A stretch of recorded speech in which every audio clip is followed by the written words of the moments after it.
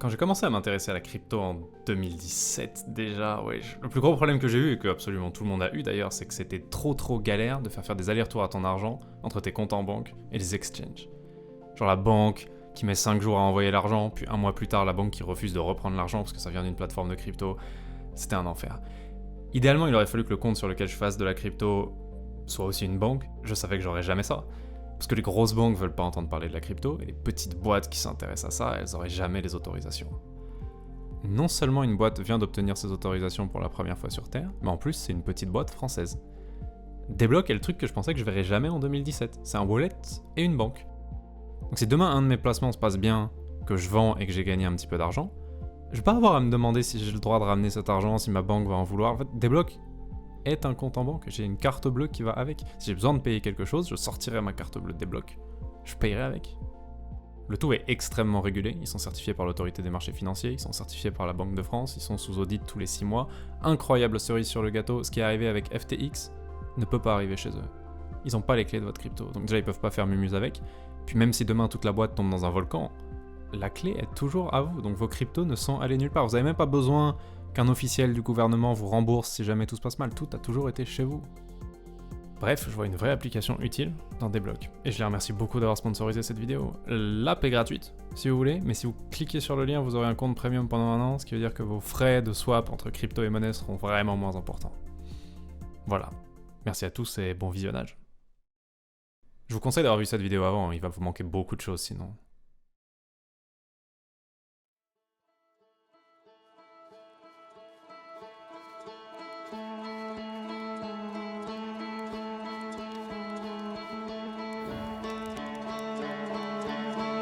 Parfois, quand un jeu est très populaire, ses créateurs lui font une aventure bonus. Elles permettent de passer un petit peu plus de temps dans un univers qu'on aime ou de répondre à des questions qui n'ont pas été répondues dans le jeu de base. Mais où est-ce qu'ils peuvent mettre cette aventure bonus? Dans un jeu où la moitié de la magie, c'est de lever les yeux au ciel pour la première fois et de réaliser que chaque endroit visible de système solaire est déjà explorable. Et bah, si vous avez acheté le jeu avec l'aventure bonus dès le début, depuis le premier instant où vous vous baladiez dans Outer Wilds, il y avait une planète de plus dans le système solaire. Mais alors on l'a jamais vue? C'est pas vraiment comme si elle pouvait se planquer derrière un arbre? Ok, supposez qu'elle soit de la même couleur que l'espace, noire piquetée d'étoiles. Et quand vous regardez droit vers elle, si elle est sur le fond de l'espace, vous voyez rien. Ok, mais on a fait 100 000 allers-retours entre 100 000 planètes, peut-être qu'on se serait mangé la planète mystère par erreur à un moment. Et si elle a une orbite vraiment particulière, non, pas forcément. Je veux dire, c'est possible. Peut-être des joueurs à qui c'est arrivé, mais improbable. Mais du coup, comment on la trouverait? Bah, puisqu'elle se fond dans le fond de l'espace, il faudrait qu'elle soit sur un fond différent. Mais pour servir de fond à une planète, il faut quelque chose de plus gros qu'une planète. La bonne nouvelle est, on a dans le système solaire quelque chose de énorme, très brillant, pas du tout la couleur de l'espace, c'est parfait, ça fera parfaitement l'affaire. Et donc Outer Wilds, quand ils t'envoient vers leur aventure bonus, ils font pas comme les autres jeux. Ils disent pas, oui, il y a une nouvelle histoire, va là-bas pour la commencer. Non. La seule chose qu'ils font, c'est, ils disent, on a cette sonde qui fait le tour du système solaire, elle observe le soleil, et à un moment dans sa rotation, elle voit quelque chose de vraiment bizarre.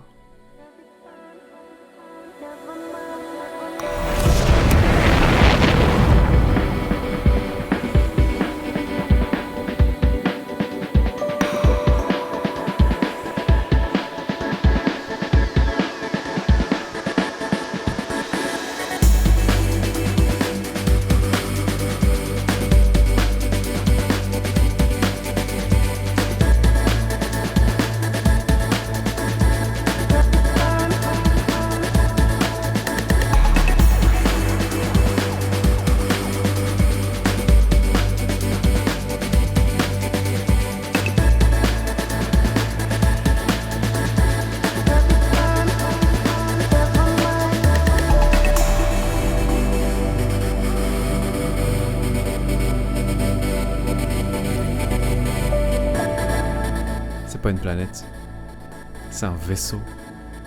Un énorme vaisseau.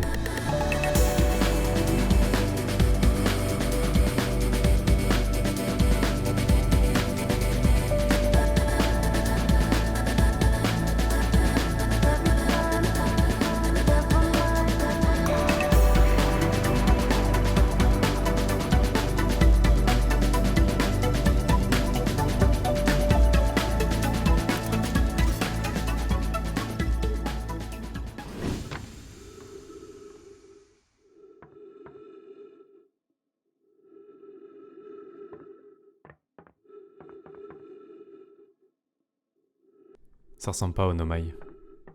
Est-ce qu'il y avait d'autres personnes dans ce système solaire depuis le début? Peut-être bien que oui, parce que c'est clairement pas atrien, et ce ne sont pas les Nomai, ce n'est pas leur langue. Et l'objet dans la pièce suivante, vous le voyez, il est intentionnellement plongé dans le noir pour que le joueur allume instinctivement sa lampe et comprenne par lui-même que c'est la lumière qui contrôle la technologie ici.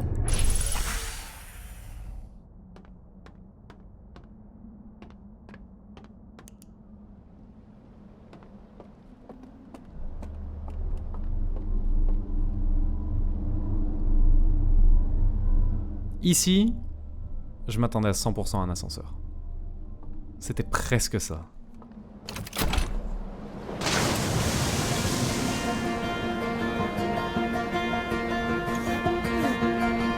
C'est pas un ascenseur, c'est un bateau. Et c'est pas un vaisseau. C'est une station avec une civilisation entière dessus. Et comme t'as encore ta lampe allumée de la pièce où il faisait sombre, tu réalises que tu peux guider le bateau et le faire accélérer avec la lumière. Et il y a 5 secondes, tu pensais que t'allais déambuler dans les couloirs d'une vieille station spatiale abandonnée. Là, tu fais du rafting dans l'espace. Et la musique de la rivière qui s'est lancée dès que t'as commencé à naviguer. Et tu vois les voiles solaires au loin qui commencent à s'ouvrir et tu sais pas encore à quoi elles servent. Il y a des villages mystérieux à gauche et à droite. Non. Présentation de niveau incroyable.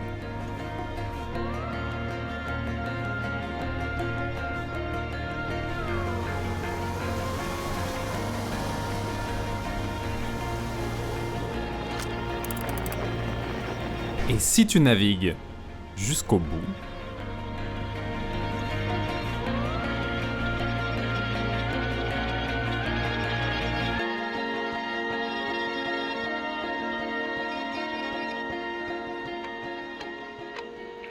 vous entendez ce changement brutal de musique? C'est pas mon montage, hein, c'est le jeu. Quand tu arrives sur ce lac, d'un coup la musique change. Et c'est pas la suite du thème de la rivière, c'est quelque chose de beaucoup plus triste. Et écoutez bien.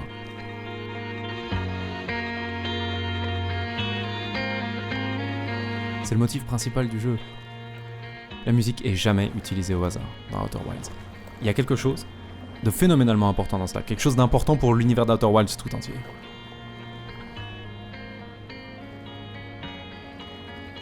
Et peut-être que c'est les cabanes sur la rive, mais je vais prendre le pari que c'est l'énorme machin qui relie à des chaînes sous l'eau.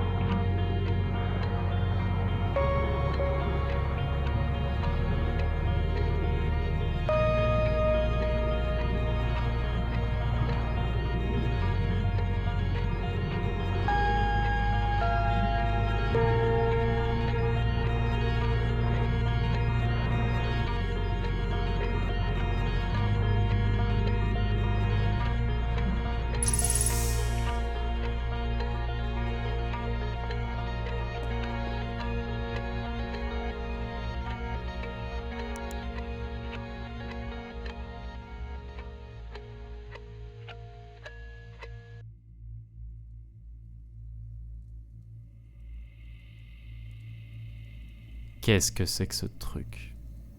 J'en ai aucune idée. Mais je peux vous dire que cette chose a son thème musical. Ce qui n'est pas rien. Sinon j'ai rien trouvé.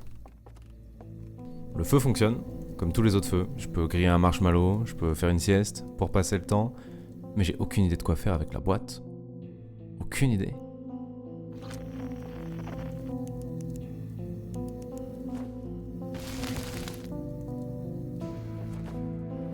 Du coup, je suis ressorti, je suis allé checker les maisons sur la rive. J'ai trouvé une salle de projection. Ça ressemble, on dirait genre un cinéma. La salle de projection était plus grande à un moment, mais la station a l'air d'être dans un sale état et il y a plusieurs maisons qui sont tombées dans l'eau.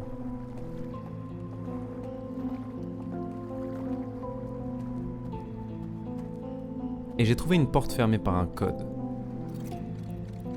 Mais si tu vas sur le côté...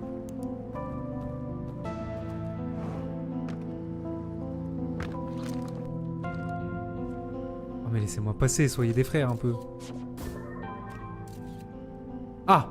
Oh! Bah, vraiment, juste bravo à tous en fait. juste, juste très bien joué. Donc attendez, ça fait soleil, œil, flamme, œil, flamme.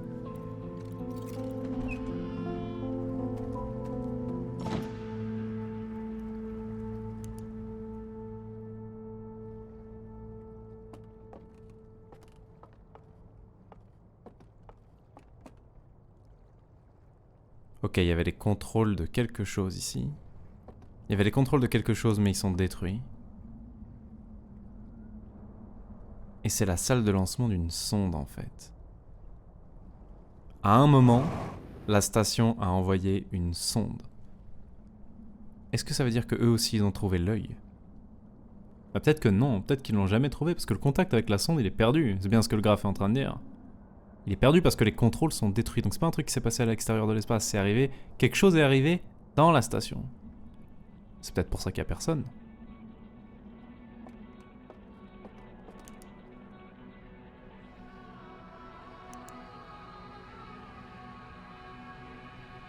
Vous savez ce qu'il y a de dingue avec ce lac? C'est évident que la fin du jeu est ici. Dans le jeu de base, ils étaient en mode « Il y a quelque chose à trouver là dehors dans l'univers, bon courage ». Là, c'est beaucoup plus osé. Ils ont fait une rivière pour t'amener exactement là où tu dois être et ils ont fait un thème musical pour te confirmer que ouais, c'est bien ici que ça se passe.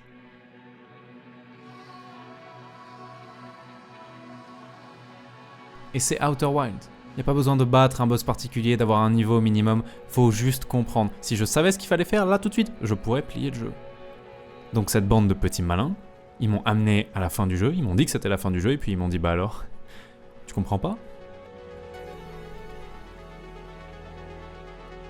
Et puisque de fait, je comprenais pas, je me suis dit c'est pas grave, on va explorer. J'ai vu des villages le long de la rivière.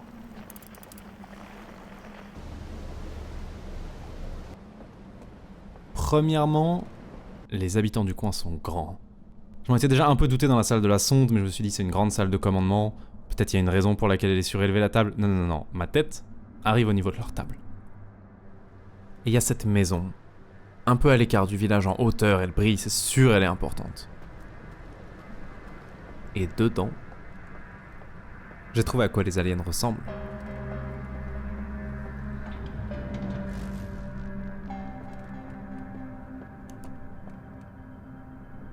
Ils ont des bois et des ponchos, et on dirait un peu des hiboux. Je sais pas quoi faire d'autre dans cette pièce.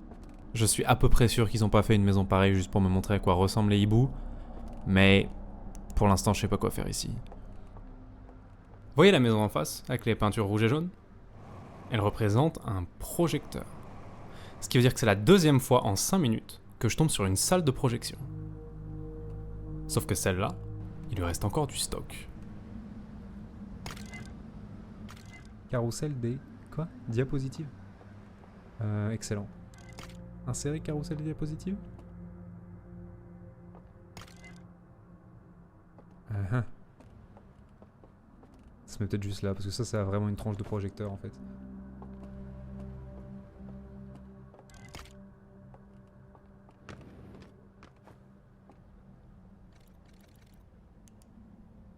Peut-être qu'il fallait éclairer le truc pour qu'il marche, je sais pas. J'essaie de faire marcher le truc. Ok, lumière? Non, pas lumière. Non, pas lumière. Qu'est-ce qu'il faut que je fasse pour que cet endroit se mette à marcher en fait? L'énigme de la diapo, c'est généralement la première que les joueurs font dans cette aventure. Elle est pas très compliquée. Et oui, ok, j'ai pas vu la première fois que ma lampe balance un petit peu de la diapo sur le mur. Mais de toute façon, c'est pas l'astuce dans cette pièce. Parce que je dois aller jusqu'au bouton pour faire tourner la diapo. Donc je peux pas rester derrière pour éclairer. C'est un indice. C'est très intelligent de la part des devs d'avoir laissé la lampe du joueur interagir un peu avec le diapo. Ça permet aux gens qui sont les plus perdus de se dire « Ah oui, il me faut bel et bien de la lumière. Peut-être juste pas ma lumière. » Il me faudrait une lanterne en fait. Il me faudrait un truc qui fait de la lumière. Vous croyez qu'il y a moyen de...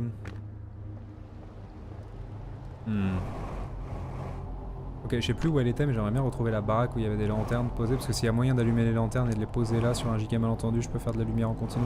Parce que c'est clair et net que c'est pensé pour que j'ai pas à faire des allers-retours non-stop. C'était ici, ok, c'était... Elle brille, let's go, elle brille. Oui, ok, c'est pas une énigme extrêmement dure, il faut ramener une source de lumière de l'autre côté du village, ok. Sauf que cette énigme est incroyablement importante, parce que la première chose qu'on nous a expliqué dans le jeu, c'est que l'objet le plus important de Outer Wilds, le traducteur, il marche plus ici.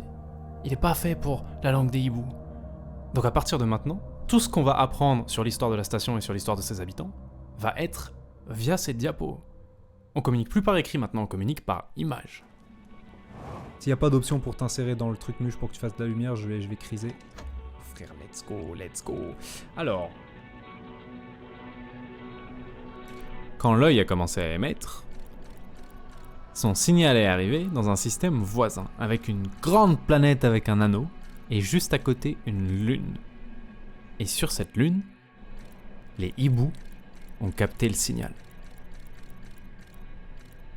Et ils ont l'air d'avoir immédiatement compris que l'œil a une importance phénoménale.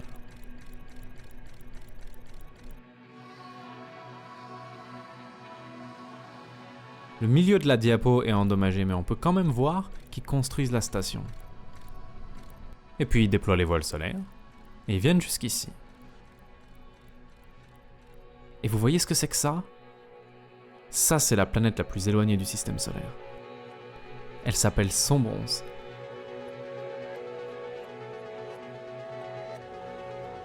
Et sur le diapo, elle n'a pas encore été éclatée par les racines qui poussent à l'intérieur.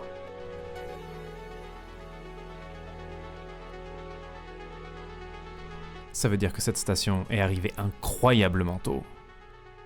Ces hiboux sont là depuis une éternité. Ils sont peut-être la première espèce dans l'univers à avoir capté l'œil.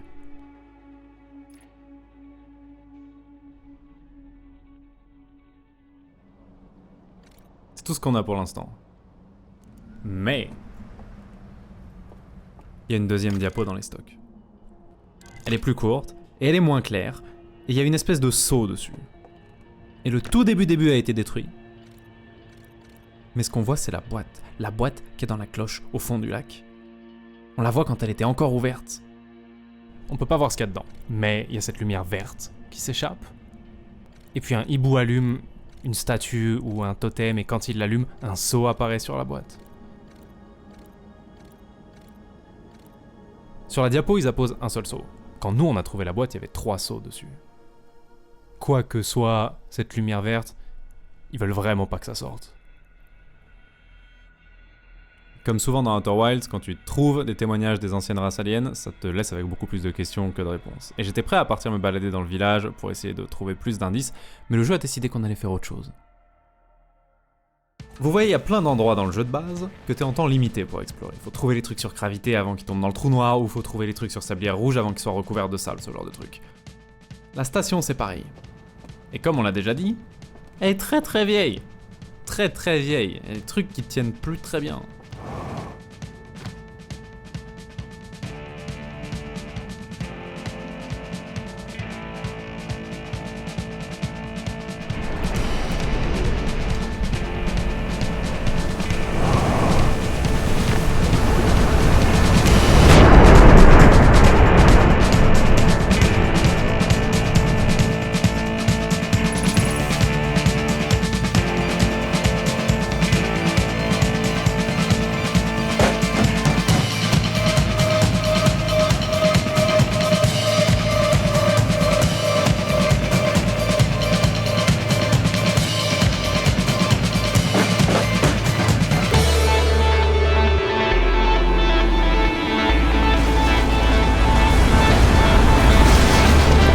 À environ 10 minutes dans la boucle, le barrage casse. Et la carte est complètement transformée. Il y a des endroits qui sont plus accessibles, et il y a des trucs qui apparaissent. La première fois que je me suis pris la vague, Ah. Bah oui, bien sûr. Évidemment. D'abord, j'ai essayé de survivre. Un bateau, excellent. Je propose qu'on rattrape le bateau. Non, non, non, non, le courant, non. Aïe, arrêtez. Laissez-moi. Au bateau.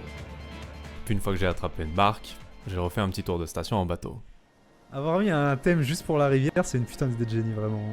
Est-ce qu'il y a le moindre truc que je peux repérer d'ici qui serait intéressant à explorer? Ça, là? En vrai, c'est grand, hein. En vrai, la map est grande. Après, il y a beaucoup d'endroits qui sont probablement trop hauts pour qu'on puisse y aller. Genre, ça, c'est quoi? Et sans m'en rendre compte, j'étais déjà revenu au premier village. Et il restait plus qu'une seule maison hors de l'eau.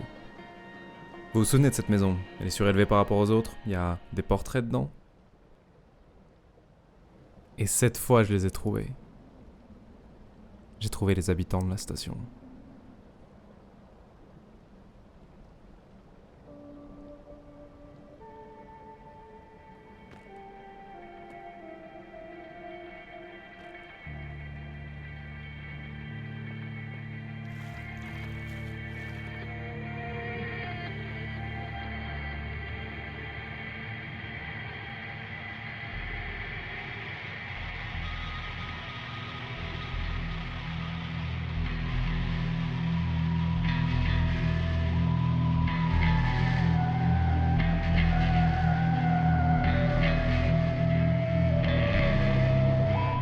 Ça me choque pas de les trouver morts, parce qu'il y a de la matière fantôme sur la station.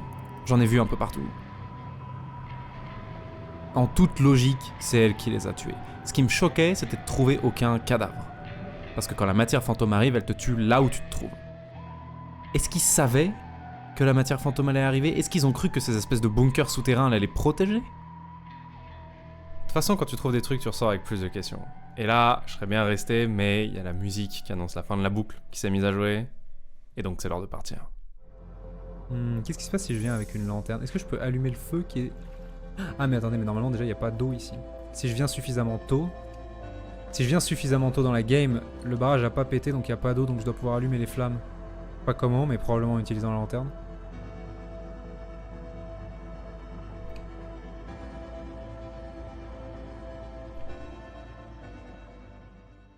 Il a explosé l'univers ou pas encore?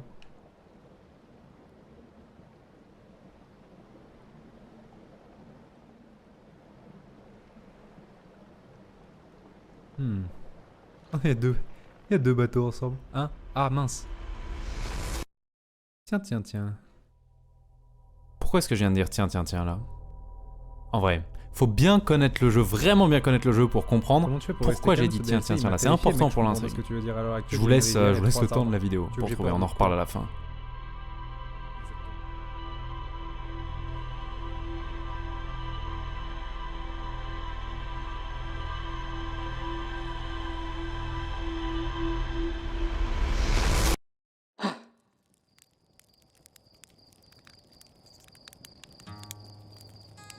C'est bien, mais la station est à nouveau invisible. La bonne nouvelle, c'est que je vais pas être obligé de retourner près du satellite, d'attendre qu'elle passe devant le soleil pour la voir, parce que maintenant que j'y suis allé, comme tous les endroits du jeu, elle est enregistrée dans mon ordinateur. Pourquoi, d'ailleurs, est-ce que l'ordinateur se souvient des endroits que j'ai vus alors qu'on revient dans le passé? La vraie réponse est... parce que le joueur peut pas se souvenir de tout. Faut bien qu'il ait un menu pour lui rappeler tout ce qu'il a trouvé. Et dans la plupart des jeux, ça suffirait comme explication. Mais comme c'est pas n'importe quel jeu, ils ont mis une petite histoire derrière. Dans le musée, on apprend que la technologie des Atriens a fait un énorme bond en avant quand ils ont découvert les ruines Nomai, et qu'ils ont commencé à intégrer de la technologie Nomai aux trucs qu'ils étaient en train de fabriquer. Cet Atrien en particulier, si on lui parle suffisamment tôt dans le jeu, nous dit « On a découvert une statue intacte. À l'extérieur, c'est de la pierre, mais en vérité, à l'intérieur, elle est faite d'un matériau doré, qui a l'air d'être capable de stocker des informations. » On sait à quoi les statues servent, parce qu'on a fini le jeu de base. Eux non, mais ils ont compris que ça a à voir avec le stockage d'informations. Et donc, ils ont décidé d'utiliser le fameux matériau doré dans la construction de l'ordinateur. Il te le dit même cash au début du jeu si tu choisis les bonnes options de dialogue. Oui, les circuits de l'ordinateur sont faits de statues Nomai. Et quand on apprend de nouvelles choses et qu'on vient les consulter sur l'ordinateur, les câbles brillent. Ça vous rappelle rien? Ils brillent exactement comme les câbles à l'intérieur du projet Sablière Noire. Donc quand le projet Sablière Noire s'active, et que les informations sont renvoyées dans le passé, il n'y a pas que le canon orbital et nous qui en profitons, il y a aussi l'ordinateur.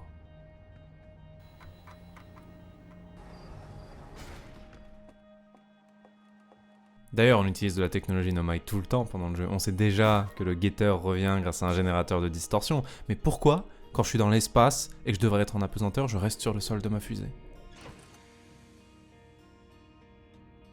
Vous vous souvenez des cristaux qu'on trouve sur Gravité? Qui permettent de marcher au plafond parce qu'ils changent la gravité?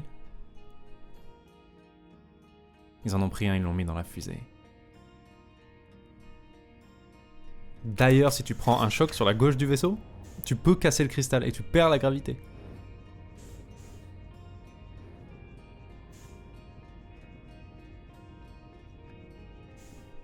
Et cette espèce d'ascenseur magique qui permet de remonter dans la fusée, c'est juste un de ces anneaux de voyage qu'on trouve sur Gravité. Ils en ont arraché un, ils l'ont foutu au plafond. C'est idiot, mais c'est ce genre de tout petit détail qui donne un côté vrai à tout ce que tu vois. Et maintenant que mon ordinateur se souvient de l'étranger, c'est comme ça qu'il a appelé la station, je peux la marquer et suivre son signal.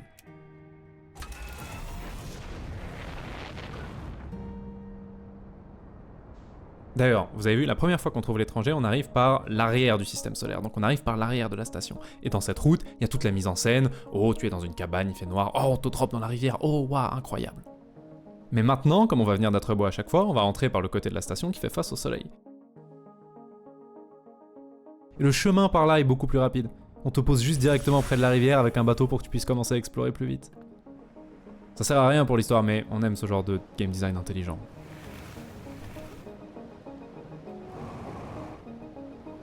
Ok, quand on prend quelques boucles de plus pour explorer rapidement la station, on réalise rapidement qu'il y a 3 villages le long de cette station. Celui qu'on a déjà visité, ici, le village de la rivière. Un petit peu plus loin avec une grande tour qu'on va appeler le village de la tour. Et un en hauteur qu'on va appeler le village de la falaise. Et ils sont tous un peu sur le même modèle, ils ont tous une salle des portraits, avec probablement la population du village morte en dessous, mais je peux pas en être sûr, parce que je sais toujours pas comment ouvrir la pièce. Ma théorie c'était, il y a des lumières sur les tableaux. Un nombre différent sur chaque tableau. Et il y a plein de lanternes dans la pièce, donc je dois mettre 4 lanternes devant le tableau qui a 4 lumières et ça va l'ouvrir. Mais c'était pas ça. Et aussi chaque village a une salle de projection, avec différentes diapos pour t'apprendre des trucs. Pourquoi il y a une salle de projection dans chaque village ? La vraie réponse d'un point de vue de game design, c'est il faut bien qu'on apprenne des trucs aux joueurs. Mais c'est pas n'importe quel jeu, une fois de plus, et donc il y a probablement une explication dans l'histoire. Maintenant que je connais la méthode, je peux aller au deuxième village, piquer une lanterne dans la salle des portraits pour allumer le projecteur de la salle de projection du coin, et regarder ce qu'il y a dans leur réserve de diapos. Et qu'est-ce que je trouve? Une diapo qui montre l'apparition du deuxième saut sur la boîte. Qu'est-ce que ça nous apprend? Que ce qui est dans la boîte doit tellement rester dans la boîte que toutes ces différentes communautés qui vivent à des endroits différents sont unies dans l'effort.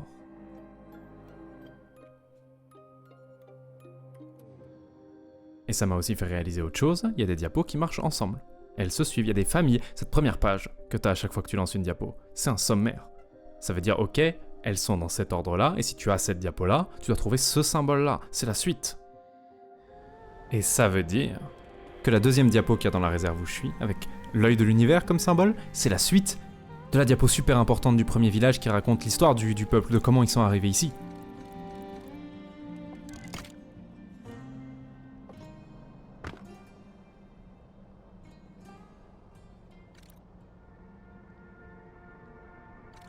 D'abord, ils ont trouvé l'œil. Instantanément. Moi, ça m'a pris une vidéo de 2 heures. Les Nomai, ça leur a pris 10 000 ans. Ils ont trouvé l'œil dès qu'ils sont arrivés. Et ils l'ont étudié et ils ont compris ce qui allait se passer. Ils ont vu leur mort et le renouveau de l'univers après eux.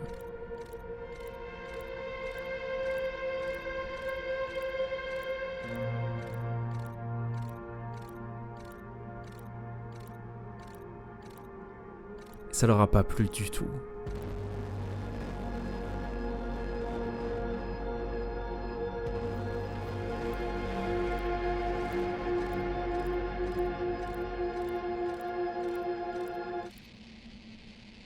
Et il nous manque la suite. Et maintenant que je les ai vus foutre le feu à leur temple pour l'œil qu'ils avaient construit, je commence à me dire que quand il manquait des trucs dans les diapos, c'était pas le passage du temps ou un accident. Ils ont détruit une partie de leur histoire. Ce qui tend à indiquer que les hiboux savaient vraiment qu'il allait leur arriver un truc. Les Nomai, ils ont laissé 1 milliard d'indices et d'explications partout parce qu'ils se sont fait tuer en 1 seconde, ils ont rien eu le temps de planquer. Ok, les hiboux, ils ont fait le ménage, comme s'ils se doutaient qu'un jour quelqu'un allait se balader sur leur station et ils seraient plus là.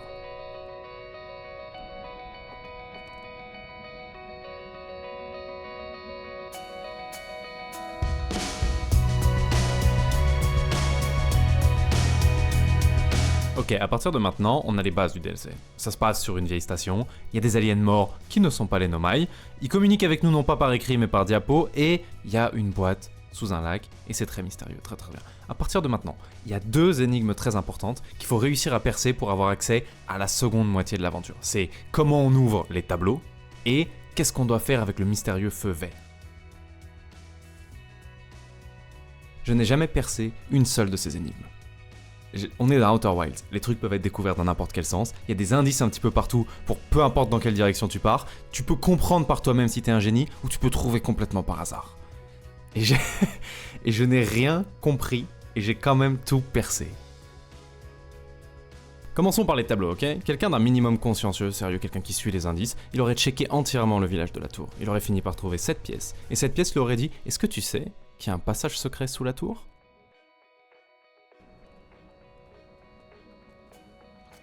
qui mène à une pièce secrète. Et dedans, il aurait trouvé une diapo qui montre comment ouvrir les tableaux. Et tu pouvais parfaitement trouver seul. Juste en réfléchissant, un des premiers trucs qu'on t'apprend dans la station, c'est qu'il y a plein de trucs qui marchent à la lumière.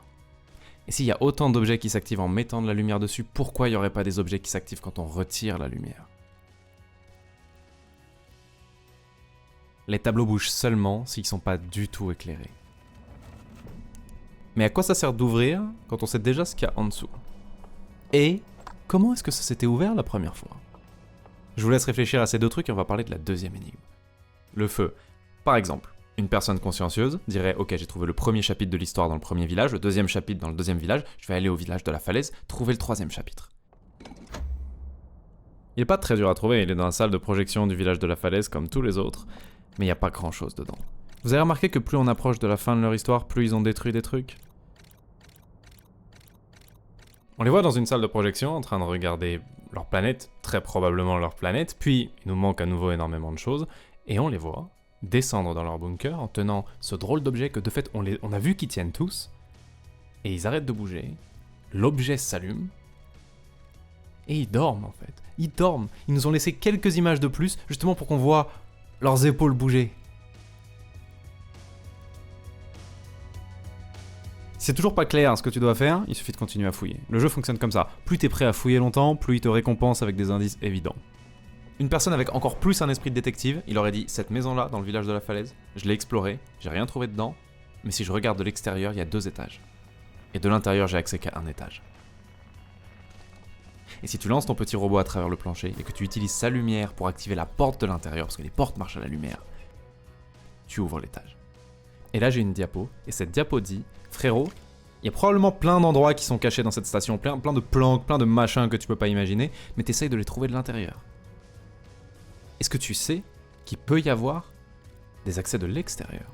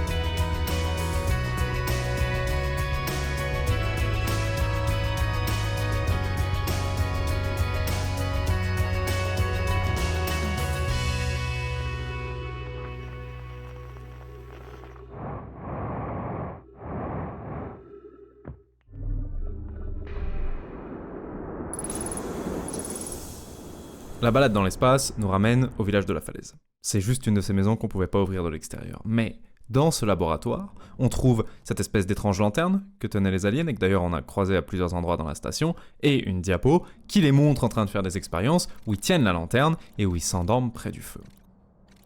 Et là ça commence à devenir assez évident, qu'est-ce que le jeu veut qu'on fasse? Qu'est-ce qu'on peut faire avec un feu dans Outer Wilds? Le feu fonctionne, comme tous les autres feux, je peux griller un marshmallow dessus si je veux, je peux faire une sieste pour passer le temps. Il faut juste faire comme eux. Et j'adore cette façon qu'a le jeu de te laisser partir dans n'importe quelle direction. Et plus tu trouves des endroits qui sont galères à trouver, plus on te récompense avec des indices qui sont de plus en plus forts. Parce que si tu pousses jusqu'au laboratoire, là c'est clair, on te les montre, ils s'assoient, ils s'endorment, la flamme s'allume, basta. Mais si tu pousses pas jusqu'au laboratoire, mais que tu cherches quand même le village de la rivière et que tu trouves sa diapo, on te donne légèrement l'indice de regarde les épaules, elles bougent, ils dorment. Mais tu pouvais ne rien trouver. Tu pouvais seconde 1 trouver les aliens dans leur bunker, être super observateur et dire attends, tous ces gens là, ils sont dans des lits avec des attaches. Donc cette lanterne, c'est quelque chose qui s'utilise par quelqu'un qui est inconscient. Je n'ai jamais résolu aucune de ces énigmes. J'ai pas trouvé le passage secret sous la tour, j'ai pas trouvé la diapo, j'ai pas compris comment ouvrir les tableaux, je suis pas parti dans l'espace, rien de tout ça. J'ai trouvé les aliens morts, que parce que je suis repassé dans la maison après le tsunami, après que l'eau ait éteint les lumières et donc ouvert le passage. Et pour ce qui est du feu, j'étais en train de me balader sur la rivière, j'ai vu la maison avec la matière fantôme sur le côté, j'ai voulu faire mumuse avec la matière fantôme. Dedans j'ai trouvé un truc qui ressemblait vaguement à une lanterne, et je me suis dit « Oh, j'ai trouvé un truc, artefact !» C'est le même qu'ils ont tous. Oh, attendez, pause. Parce qu'il y a un truc pour prendre et un truc pour mettre. Dans du feu, par exemple, complètement au pif. Le truc ressemblait vaguement à une lanterne. Donc je me suis demandé où est-ce que j'ai déjà vu du feu dans le jeu. La réponse c'était devant la grosse boîte flippante, donc j'y suis retourné. J'ai essayé tous les boutons, toutes les actions de la lanterne, et il n'y a rien qui semblait activer quoi que ce soit. Aïe, ça brûle. À un moment ça m'a saoulé. J'ai appuyé sur tous les boutons de la manette en même temps, et j'ai appuyé par hasard sur Y, qui est le bouton pour faire une sieste.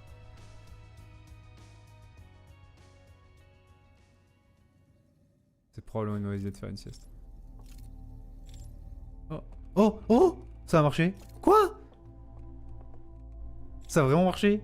À cet instant-là, je comprends absolument pas ce qui se passe. À part que, apparemment, quand je m'endors, la lanterne s'allume. Et dans pas mon meilleur moment intellectuellement, mon premier réflexe c'est de dire attendez, c'est le même bouton pour s'endormir et pour ramasser la flamme.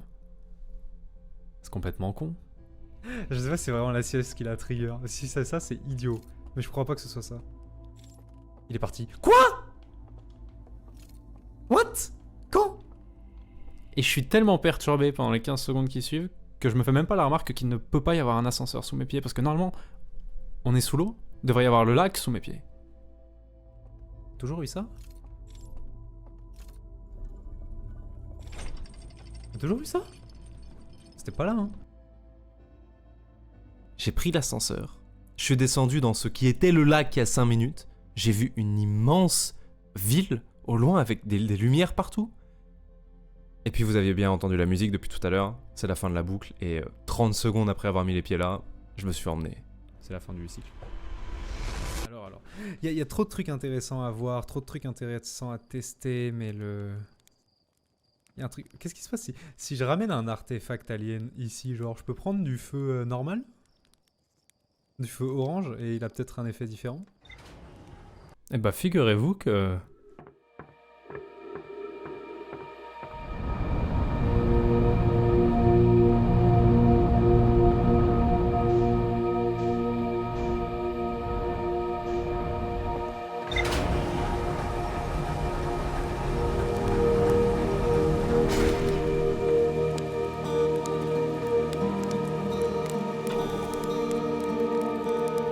Non, il se passe rien. Mais les devs savaient que quelqu'un allait essayer. Ok, objectif numéro 1, retourner auprès de la boîte, refaire le truc où je m'endors près du feu et comprendre ce qui s'est passé la dernière fois. Mais avant, je vais faire un rapide détour par les maisons qui sont au bord du lac. Parce que j'ai fait 1 ou 2 tours de la station entre temps, j'ai appris 1 ou 2 trucs et maintenant je sais que quand il y a une salle de projection, il y a toujours une salle à côté avec des diapos. Pourquoi j'ai trouvé aucune diapo la première fois ? parce que la station est vieille et délabrée, et que la salle que je cherchais était tombée au fond du lac.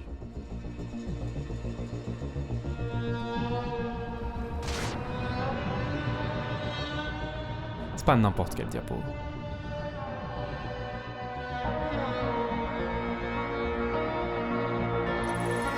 C'est la dernière du grand quatuor qui raconte ce qui leur est arrivé. Ça veut dire que normalement, sur cette bobine, c'est la fin de l'histoire. C'est la dernière chose qui leur est arrivée sur cette station. Et évidemment, le symbole dessus, c'est la boîte. Et elle est entièrement cramée. Quasi entièrement. On est en train d'atteindre un niveau de censure qui est terrifiant. Les hiboux, ils ont dit oui, on a mis la boîte dans la cloche, oui, on a mis la cloche dans le lac, et t'es prié de poser aucune autre question. Je sais pas ce qui s'est passé dans les derniers jours de cette station, mais c'était assez terrible pour qu'ils fassent tout disparaître.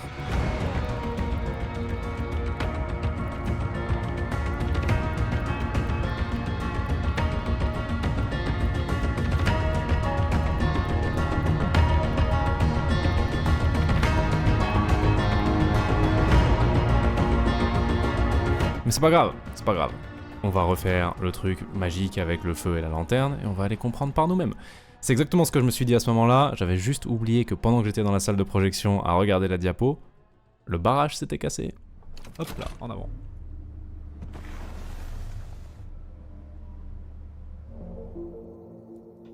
Ok, donc quand je m'endors près du feu en tenant la lanterne, je me retrouve dans une espèce de monde des rêves, et je sais que je suis dans le monde des rêves parce que la lanterne est allumée. Dans ce monde, sous la cloche, il y a un ascenseur qui mène au bord d'un lac.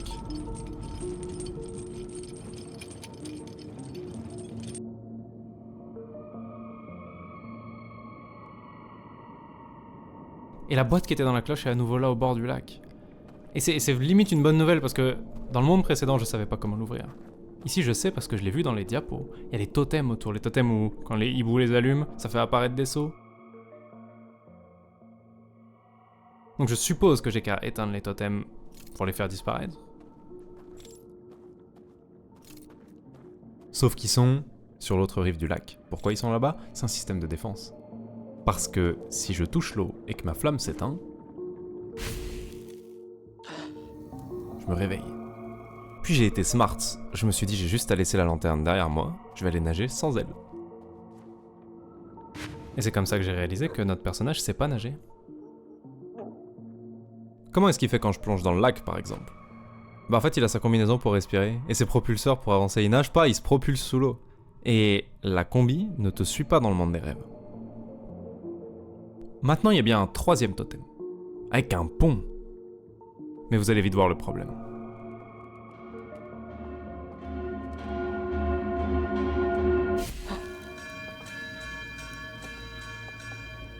C'est des alarmes. J'ai trouvé ça trop stylé la première fois que je l'ai vu. Il y a des alarmes dans le monde des rêves qui font sonner cette espèce de drôle de truc qui était au-dessus du feu depuis le début. C'était une cloche. Et la cloche te réveille. Ça veut dire que les hiboux savaient que quelqu'un allait se balader dans leur monde magique longtemps dans le futur. Parce qu'ils l'ont truffé de systèmes d'alerte pour forcer quelqu'un à se réveiller. Ok. Qu'est-ce qu'on a d'autre dans cette pièce? On a cette manivelle pour ouvrir la boîte, mais tant qu'il y a les chaînes dessus, ça va pas servir à grand chose. Et on a ces 3 codes. Vous voyez, je suis quasiment sûr que si j'avais la bonne combinaison de symboles ici, ça désactiverait les alarmes. Et je pourrais aller éteindre le totem. Donc en vrai, ça paraît assez simple. 3 totems, 3 voies, 3 codes pour pouvoir y aller, et on ouvre la boîte. Super. C'est étonnamment linéaire. Vous voyez ce que je veux dire? D'habitude dans Outer Wilds, c'est très obscur, tu sais pas ce que tu dois comprendre, tu sais pas ce que tu dois faire. Là, le jeu est assez clair. Tu veux ouvrir la boîte, trouve les 3 codes. Quel est le problème? Il y a un problème ici. Le problème est que c'est un jeu qui peut se faire dans n'importe quel sens. C'est la marque d'Outer Wilds. S'il y avait vraiment 3 codes à trouver à différents endroits de la station, ce serait très bizarre qu'à l'heure actuelle, j'en ai toujours aucun. Je me suis pointé dans ce monde des rêves parce que j'ai fait mumuse avec une lanterne que j'ai trouvée, parce que je tournais en rond, parce que j'avais tout exploré. J'ai fait les 3 villages. J'ai fait plusieurs fois le tour de la station. Je suis rentré dans toutes les maisons. J'ai toujours pas un code. Alors il y a une explication qui est que les 3 codes sont dans la même pièce qui est très très bien cachée. Mais ce serait bizarre qu'il soit 3 à ce moment-là. 3 codes, ça sous-entend plutôt 3 recherches. Et il y a une autre explication, qui est beaucoup plus drôle. Est-ce que vous voyez ce que c'est? Si vous voyez pas c'est quoi, la deuxième solution, j'ai une autre question pour vous. Pourquoi on est arrivé en ascenseur? On est dans un monde magique, avec des flammes et dormir et tout ce que tu veux. On aurait pu se téléporter ici, on aurait pu sortir du sol. Pourquoi on est venu en ascenseur? On est venu en ascenseur pour que quand on débarque dans la zone, on soit en hauteur. Pour que le premier truc qu'on voit, ce soit les ponts et les tours et les villages qui sont au loin. Pour que le joueur, qui est un minimum observateur, réalise qu'il est en fait dans une zone immense. Qu'il n'a pas débloqué un petit bout, genre une petite zone bonus au bord du lac pour stocker la boîte, il a débloqué un truc qui fait la taille de la station. En fait, quand tu comprends l'énigme du feu pour la première fois et l'énigme de la lanterne et que tu t'endors et que tu te retrouves ici, tu réalises qu'on t'avait donné que la moitié de la carte. Et donc pourquoi est-ce que j'ai trouvé aucun des 3 codes? Parce qu'ils sont tous répartis dans une zone immense que j'avais encore jamais vue.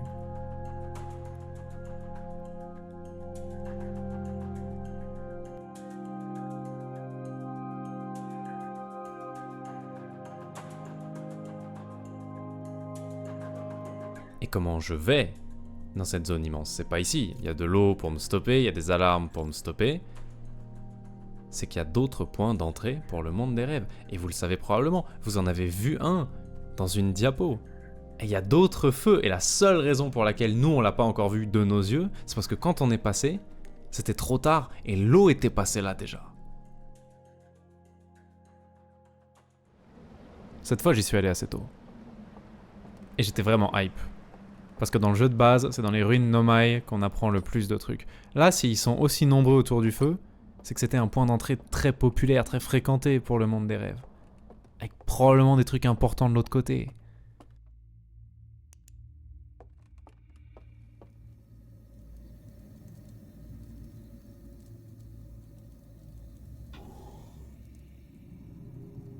La première fois que je me suis endormi près d'un de ces feux, dans les maisons avec les tableaux, j'ai découvert que mort dans la vraie vie ne veut pas forcément dire mort dans le monde des rêves.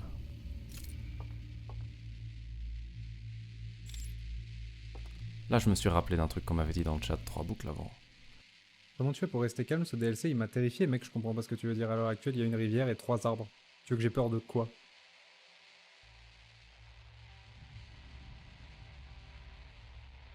Puis je me suis rappelé que quand tu lances le jeu avec l'aventure bonus installée, il y a un message d'alerte pour les gens qui supportent pas les trucs effrayants. Et surtout, je me suis rappelé un truc que j'ai demandé la première fois que je suis rentré dans le monde des rêves, que j'avais du feu dans la lanterne pour la première fois. Comment ça dissimuler? J'espère que dissimuler, ça sert à garder la flamme en vie quand t'es sous l'eau. J'espère que c'est pas une question de y a quelque chose qui te traque et qui peut voir la lumière.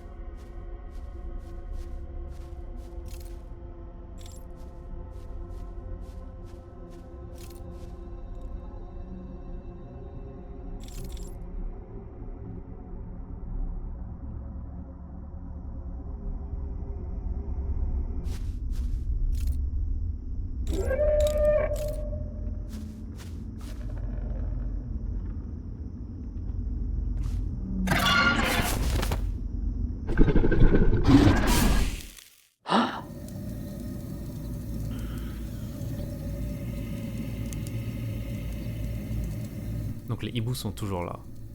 Et ils sont pas très accueillants. Et s'ils vous attrapent, ils soufflent la bougie de la lanterne pour vous dégager. Ok, là, vous pourriez vous dire, je suis un génie du mal, j'ai pas vraiment besoin de voir où je vais. Je vais juste laisser la lanterne derrière moi et s'ils m'attrapent, qu'est-ce qu'ils vont faire? Ne faites pas ça. Je vous jure, ne faites pas ça. Il y a deux façons de vous faire sortir du monde des rêves. Soit on a éteint votre flamme, soit vous êtes mort. Dans les boucles qui ont suivi, j'ai compris non seulement que le monde des rêves est grand, mais surtout que c'est une copie de la station. C'est les mêmes 3 villages, avec la même rivière pour aller de l'un à l'autre. Bon, pas exactement les mêmes. Des versions idéalisées des villages. Genre par exemple le village de la rivière, c'est devenu cette immense forêt avec cette magnifique maison au bord de l'eau. Il y a de la musique qui en sort. Et le village de la tour, il a toujours sa tour, mais c'est devenu un gigantesque truc circulaire avec des lanternes partout. D'ailleurs, je suis désolé, la plupart des images du monde des rêves vont être très sombres, le monde des rêves est vraiment très très sombre. Et puis il y a le village de la falaise, qui est devenu cet incroyable chalet suspendu au-dessus du vide.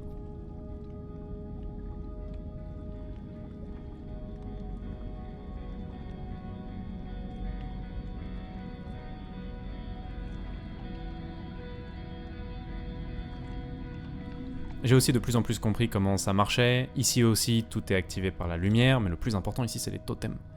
Les totems servent pas que à sceller la boîte, ils utilisent des totems pour tout, c'est un objet de tous les jours pour eux. Et le totem, comme tout le reste, fonctionne à la lumière. Si tu mets de la lumière dans un totem, tu fais apparaître des choses.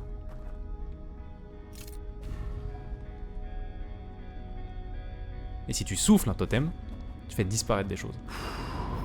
Genre une porte qui bloque la route, par exemple.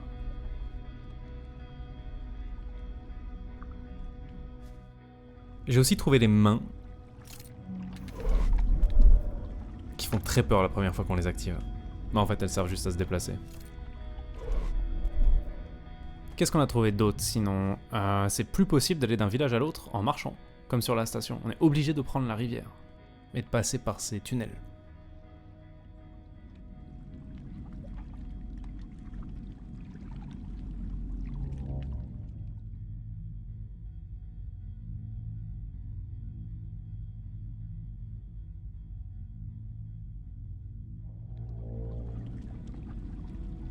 Et comme vous pouvez le voir, il y a une section pour la cloche. Après les 3 villages, au bout de la rivière, il y a la cloche, exactement comme sur la station.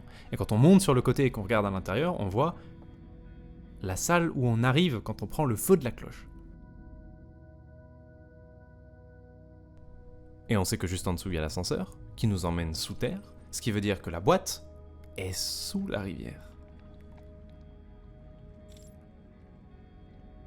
Et enfin, il y a cette planète avec un anneau dans le ciel.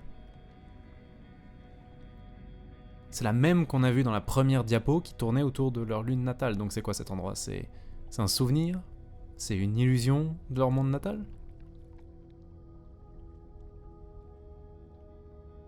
Je peux déjà vous dire que c'est pas un souvenir. Écoutez.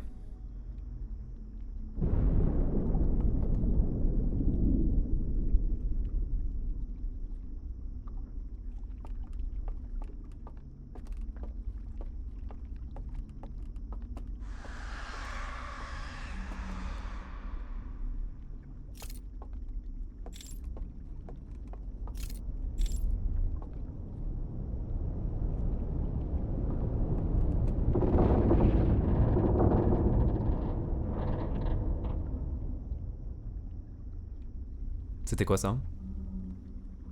Ça c'est le tsunami qui vient de percuter la tour. On ressent l'impact de la vague jusqu'ici. Donc quelque part, on est encore sur la station. Ok, après avoir fureté un petit peu partout et risqué ma vie 60 fois,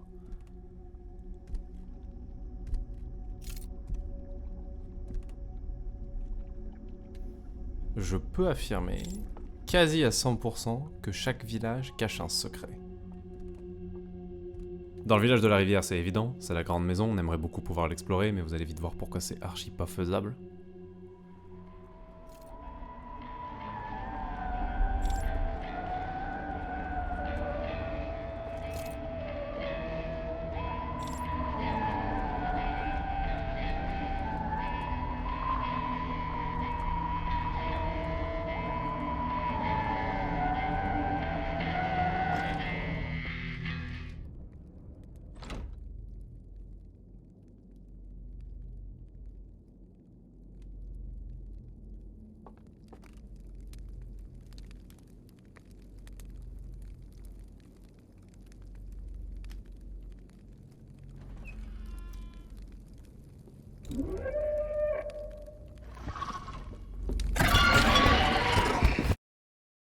J'ai essayé de trouver une autre entrée dans la maison, si elle existe, je l'ai jamais vue, j'ai essayé de les éviter, y a rien qui marche. Ils sont partout, la porte se referme derrière toi, tu es cramé dès la première seconde, y a aucune chance. Donc ce qu'il y a dans la maison, mystère. Au village de la tour, c'est encore plus évident, il y a cet escalier ultra mystérieux qui descend dans les profondeurs en plein milieu du village, mais il y a une alarme, genre pile dessus.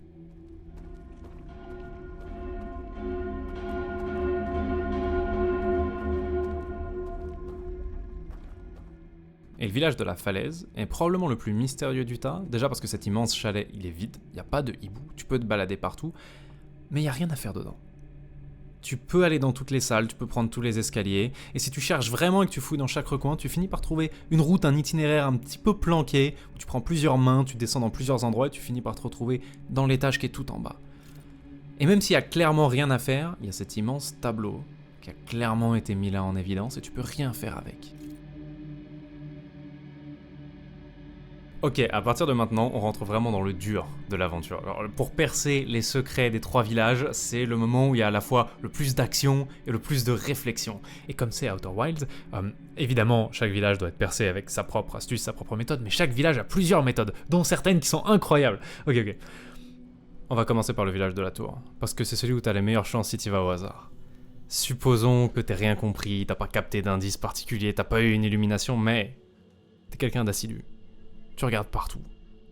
Ça, c'est le point qui surplombe le village. Est-ce que vous voyez que de toutes les lumières qui brillent au loin, il y en a une qui est pas de la même couleur que les autres? Au loin, un peu à droite, il y a un point qui est vert. Et si on fouille dans cette partie du village, on trouve un couloir plongé dans le noir. Un couloir avec une alarme dedans. Et ce couloir plongé dans le noir sert à nous apprendre que les alarmes fonctionnent à la vue. Si elle peut pas nous voir, si c'est un endroit avec aucune lumière, il n'y a pas d'alarme. Donc c'est très bien, c'est excellent, mais l'alarme qui protège l'escalier, elle est entourée par 50 lumières. Qu'est-ce que je peux faire alors? Eh bah au fond du village, il y a une main, dans un endroit planqué, genre dans une fissure, entre 2 cailloux, derrière des roseaux, dans un endroit où personne va jamais. Faut vraiment passer chaque mur à la lumière pour avoir une chance de la trouver. Elle mène à un ascenseur, qui mène à un passage secret, qui mène à un totem, qui éteint le village entier. Mais évidemment, si t'éteins toutes les lumières du village d'un coup, tu alertes les habitants.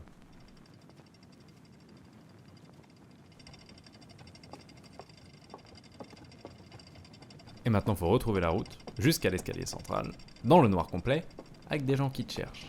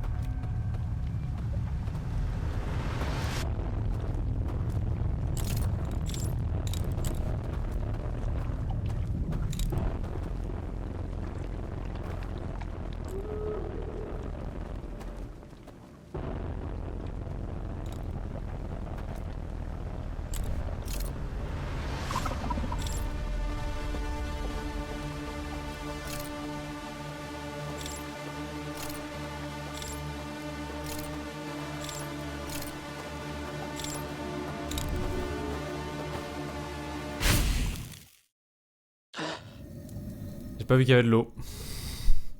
Ces phases d'infiltration sont terrifiantes. Il y a des gens qui ont renoncé à faire l'aventure bonus et qui ont renoncé à prendre les derniers secrets d'Outer Wilds parce qu'ils avaient commencé à Outer Wilds en se disant c'est un gentil petit jeu d'énigmes et ils avaient pas du tout signé pour se faire courser par des hiboux dans un monde où il n'y a pas de lumière.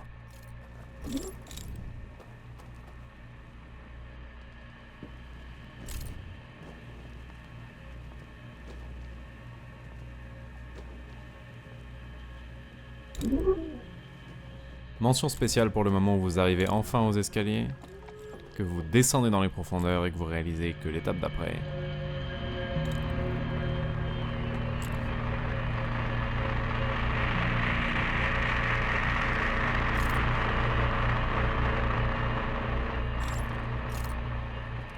c'est une grande salle, fermée, en sous-sol, avec aucun endroit où s'enfuir si tu croises un truc au détour d'un pilier.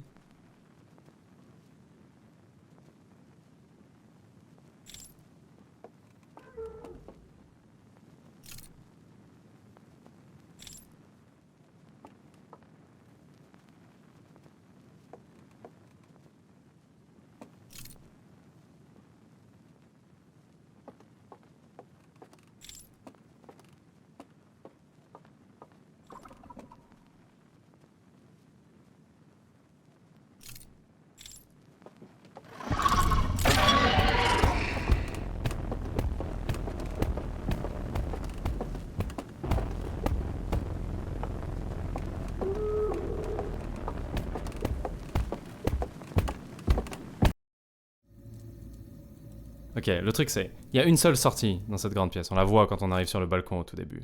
Il y a 2 routes pour y aller, et toutes les routes sont surveillées par des hiboux. Ce qui veut dire que ce que tu dois faire, c'est faire connaître ta présence, intentionnellement, pour les faire bouger de l'endroit où tu es obligé de passer. Ils commencent à te chercher, et pour qu'ils te trouvent pas, tu dois avoir confiance que tu connais suffisamment bien la pièce, et éteindre ta lanterne, et te déplacer à l'aveugle, en sachant qu'ils sont peut-être à 5 cm de toi.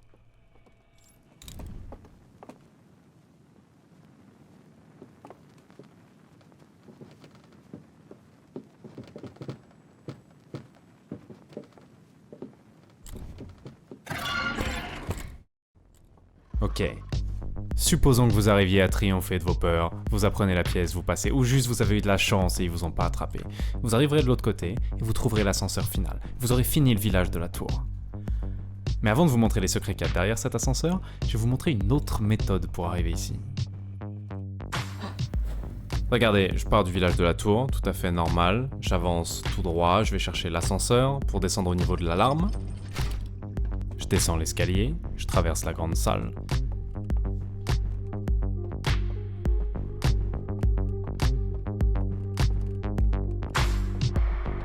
Et voilà, on est à l'autre bout. C'était facile. Pas besoin d'éviter les hiboux. Y a pas besoin de les éviter parce qu'ils sont toujours chez eux. J'ai jamais éteint les lumières du village, donc ils ont pas été alertés. Le seul truc c'est, y a toujours l'alarme en haut des escaliers qui du coup me voit et qui du coup sonne. Mais elle a beau sonner, je me réveille pas. Qui sait pourquoi? Je suis mort. C'est la première chose que j'ai appris en arrivant dans un village. J'ai découvert que mort dans la vraie vie ne veut pas forcément dire mort dans le monde des rêves. Vous voyez, la première fois qu'on se fait attraper par les hiboux, la réaction normale c'est « Oh lolo, ça fait vraiment peur », mais il y a certains joueurs avec 8000 de QI qui se sont juste dit à ce moment-là « Attends, mais si eux ils peuvent fonctionner en étant morts sur la station, pourquoi pas moi ?» Puis ils se sont dit la première théorie est pas correcte en fait. Il s'agit pas forcément de dormir près du feu, il s'agit juste de perdre connaissance près du feu. Et enfin, ils se sont dit, est-ce qu'il y a quelque chose dans cette pièce qui pourrait faire en sorte que je me réveille pas? Aïe, ça brûle. Et donc ouais.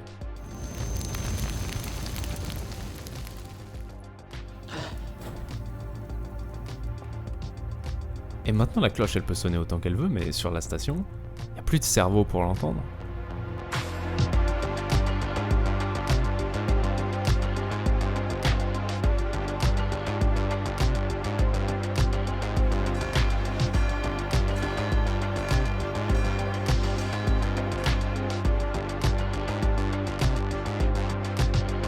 Il est extrêmement simple le village, il faut marcher en ligne droite. C'est une dinguerie de pas y arriver.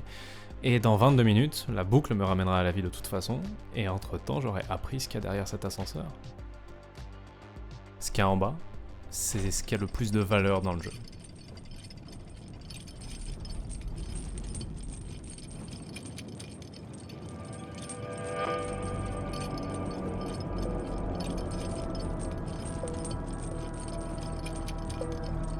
C'est une archive, remplie de diapos pas brûlés qui racontent toute l'histoire de la station.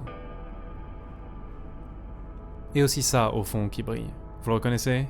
C'est un des 3 sceaux qui est sur la boîte. Ce qui veut dire que dans cette jolie étagère en bois, il y a probablement un des 3 codes. Et il est brûlé. Et on s'en fiche. Je viens juste d'apprendre que je peux me jeter dans les flammes, apparaître dans le monde des rêves en étant mort, passer les alarmes comme si je les entendais pas, et désactiver le totem quoi qu'il arrive. Il n'y a jamais eu besoin des codes, ça a toujours été une excuse pour que tu commences à fouiller dans le monde des rêves et que tu apprennes des trucs. Non, le plus important ici, c'est les diapos.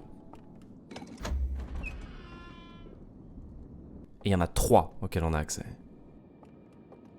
La première, c'est pour les gens qui n'auraient pas encore compris l'astuce de se tuer pour rentrer dans le monde des rêves. Elle raconte l'histoire d'un grand-père hibou qui a eu une crise cardiaque au moment où il s'approchait de la flamme et, à la surprise générale, ça a marché et il s'est retrouvé dans le monde des rêves.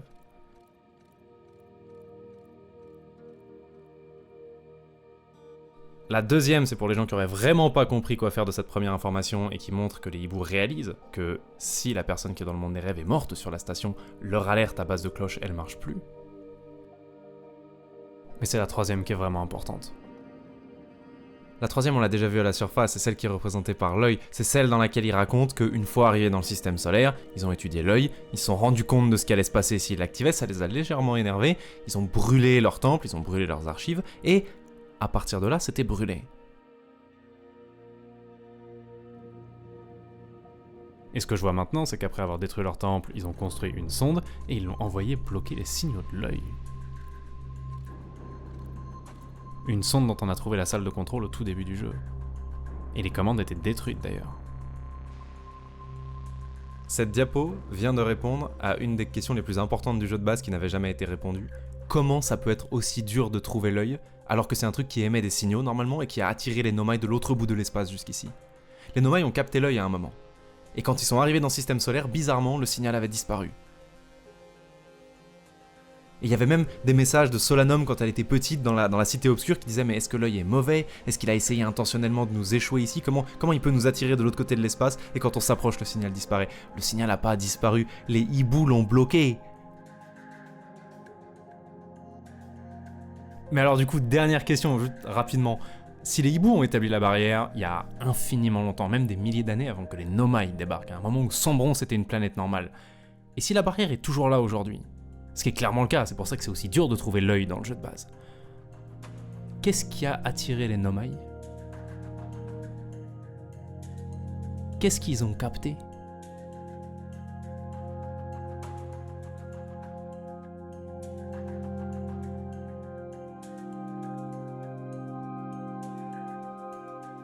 Il reste clairement des trucs à expliquer dans cette histoire. Et comme c'est toutes les diapos auxquelles on a accès dans cette archive-là, il va probablement falloir faire un autre village.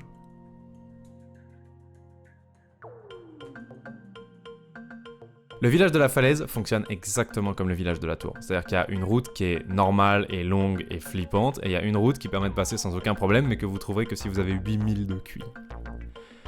J'ai pas trouvé la route à 8000 de QI, hein, je vous le dis tout de suite, donc on va prendre la route normale, mais on a un problème. Où est la route normale? Ce village est le plus mystérieux de tous, de très très loin. C'est une immense maison, avec rien à faire dedans. C'est cet enchaînement de chambres, d'escaliers, de recoins et de jardins. Aucune indication de ce que t'es censé essayer. Au village précédent, il y avait les escaliers. On comprenait pas comment accéder aux escaliers, mais on comprenait que c'était le but là. Ils m'ont donné une gigantesque maison vide. Ils m'ont dit, vas-y, fais un truc. Et la dernière fois, j'avais dit, ok, je comprends rien, bah je vais juste fouiller de fond en comble. J'avais trouvé quelque chose. Là, j'ai fouillé de fond en comble. J'ai une grande maison vide. Il y a bien ce tableau qui est au dernier étage et il a l'air très très mystérieux, mais voilà, il a l'air très très mystérieux.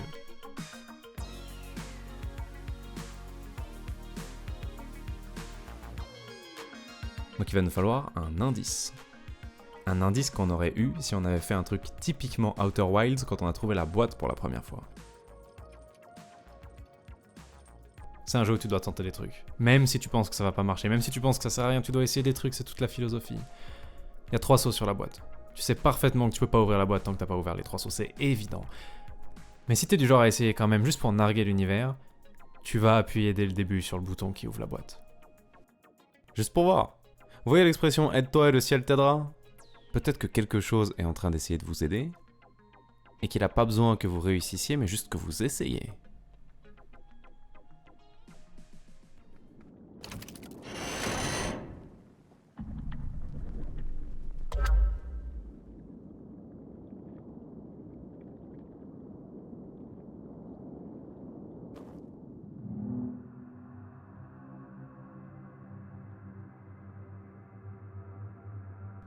Soudain, je vois les hiboux, quand ils vivaient encore sur la station. Ils montrent la tour et... ils sont dans la pièce secrète. Celle où on accède en passant sous l'eau. Et ce qu'il est en train de dire, c'est qu'il y a quelque chose encore derrière cette pièce secrète, derrière ce tableau dans la pièce secrète.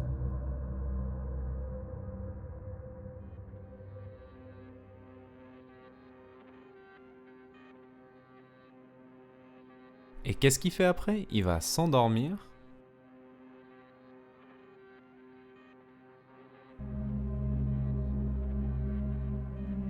Et quand il est plus là, le passage s'ouvre. Avec les codes à l'intérieur. C'est pas une diapo qu'on vient de voir, c'est une vision. Une vision qui nous a été montrée par quelque chose, donc il y a quelque chose de conscient dans la boîte.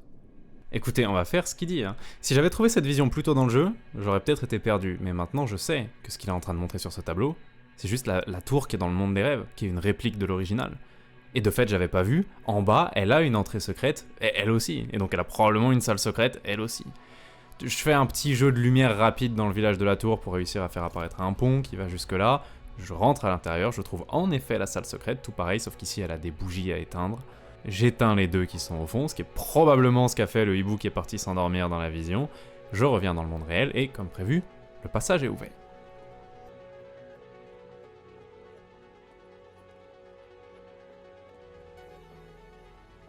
Et les codes sont brûlés.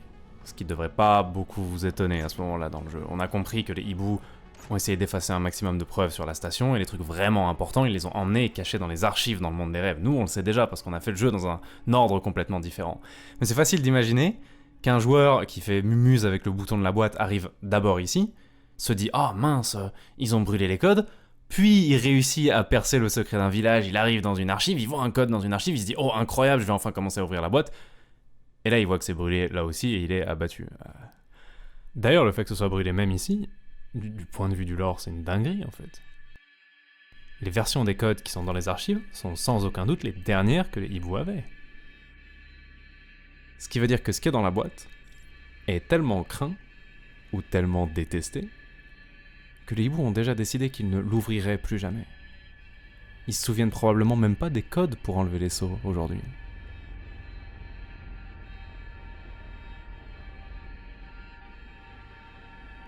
Et vous allez me dire, c'est super, c'est très bien, c'est très inquiétant. Mais on n'est pas avancé. Parce que les codes qui sont dans la salle secrète de la tour, ils sont cramés. Ok, c'est vrai, mais... déjà, c'est pas vraiment la faute de la boîte. Elle nous a envoyé ici, ok, mais comment tu veux qu'elle sache que les codes ont été cramés ? C'est probablement arrivé après son emprisonnement. Mais du coup...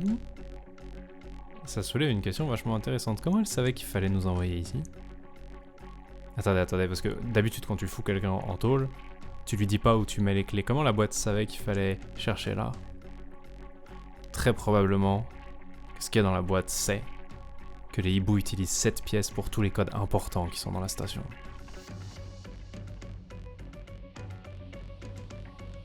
Et oui, il n'y a pas que les codes de la boîte. Il y a aussi ce code pour rentrer dans la salle de contrôle de la sonde, au cas où on n'aurait pas trouvé par nous-mêmes, mais nous on a fait l'astuce avec la caméra et on a trouvé par nous-mêmes. Et il y a ça. Et ça, c'est peut-être un des premiers trucs que j'ai vu dans le jeu. Au loin, la première fois que j'ai pris la rivière.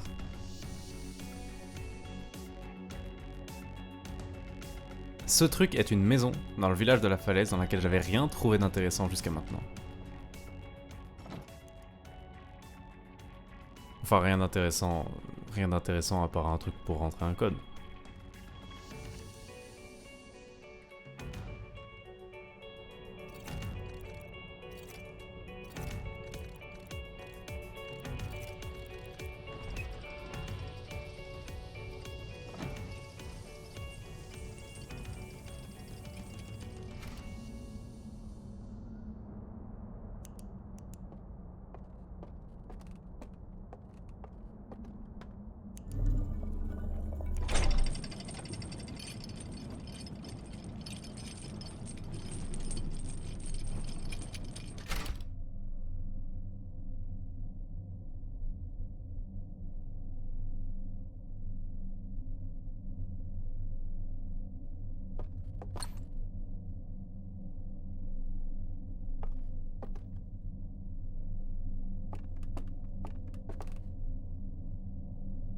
C'est le premier village.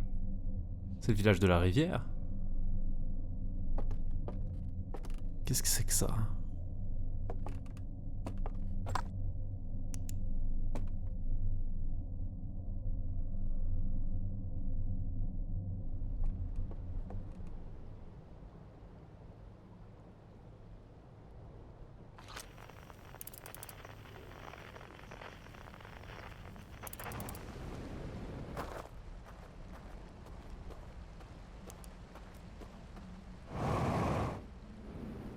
Encore un endroit qui était là depuis le début et que j'aurais pu trouver juste si j'avais fouillé.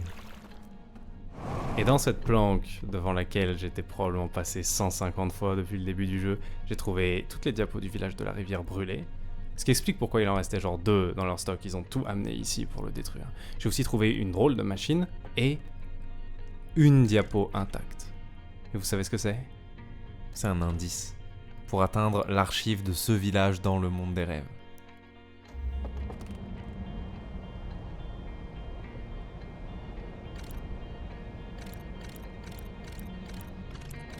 Apparemment, on peut passer dans la cheminée. Mais ça, c'est le village de la rivière, c'est le premier, on le fera. On se le gardera à la fin, il y a une bonne raison pour ça.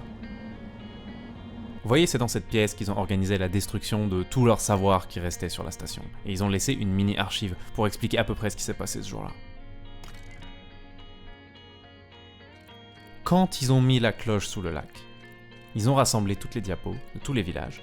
Ils en ont sauvé quelques-unes qui devaient être importantes, ils les ont passées dans la grosse machine, et c'est probablement les diapos qu'on peut retrouver dans le monde des rêves.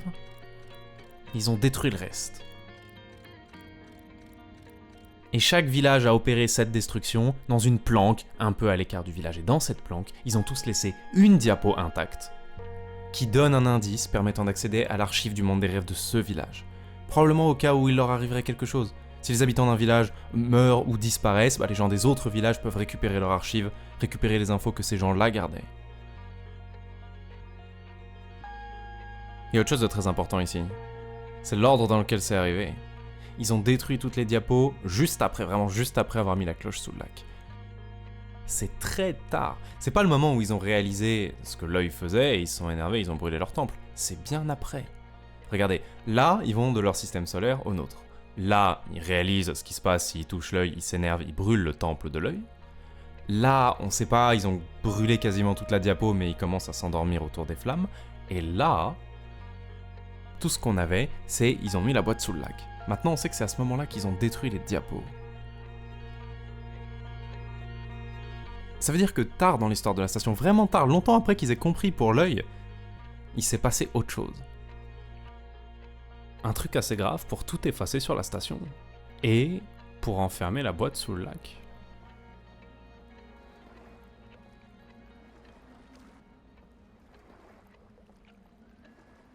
Maintenant qu'on a cette incroyable salle des indices, autant s'en servir. Si j'avais trouvé la cache du deuxième village, celui de la tour qui est dans une grotte à côté du village, j'aurais trouvé la diapo, et la diapo aurait dit « Tu devineras jamais quoi.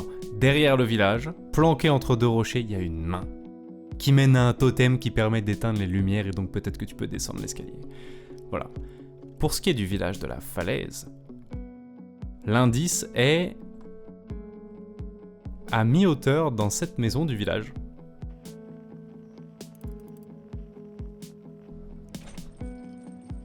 Évidemment, l'ascenseur s'arrête pas à mi-hauteur, donc ma technique, ça a été de monter sur le toit de l'ascenseur, d'envoyer mon petit robot en bas et d'utiliser la lumière du petit robot pour activer de loin le bouton sur l'ascenseur. Raté, j'ai besoin de... Vous voyez ce que j'essaie de faire? Est-ce que vous comprenez ce que j'essaie de faire? À combien il s'est arrêté là? Il est toujours un tout petit peu trop loin. Non, c'est juste une... Ça marche, hein, ça marche. C'est une bête question de timing. Ça m'a pris 10 minutes de réussir à avoir le bon timing. Oh, merci. Hop. Oh, ok. Pouf. La méthode normale pour les gens qui sont pas complètement débiles, c'est de se mettre en haut, de laisser partir l'ascenseur et de se laisser tomber. Mais chacun son truc, hein. L'important c'est que j'ai eu la 3e diapo avec l'indice. Oui. Et la diapo dit « En effet, le mystérieux tableau disparaît si on éteint les lampes. » Et elle dit « Est-ce que t'as pensé à regarder non pas dans le chalet, mais de l'autre côté de la falaise ?»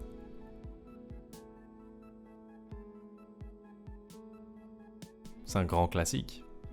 Les joueurs ne se retournent jamais. Et ce totem qu'on voit de l'autre côté de la falaise, il a 2 bougies à côté de lui. Et quand on va dans le jardin du chalet, on se rend compte qu'on a 2 bougies de notre côté qui sont parfaitement alignées avec elles.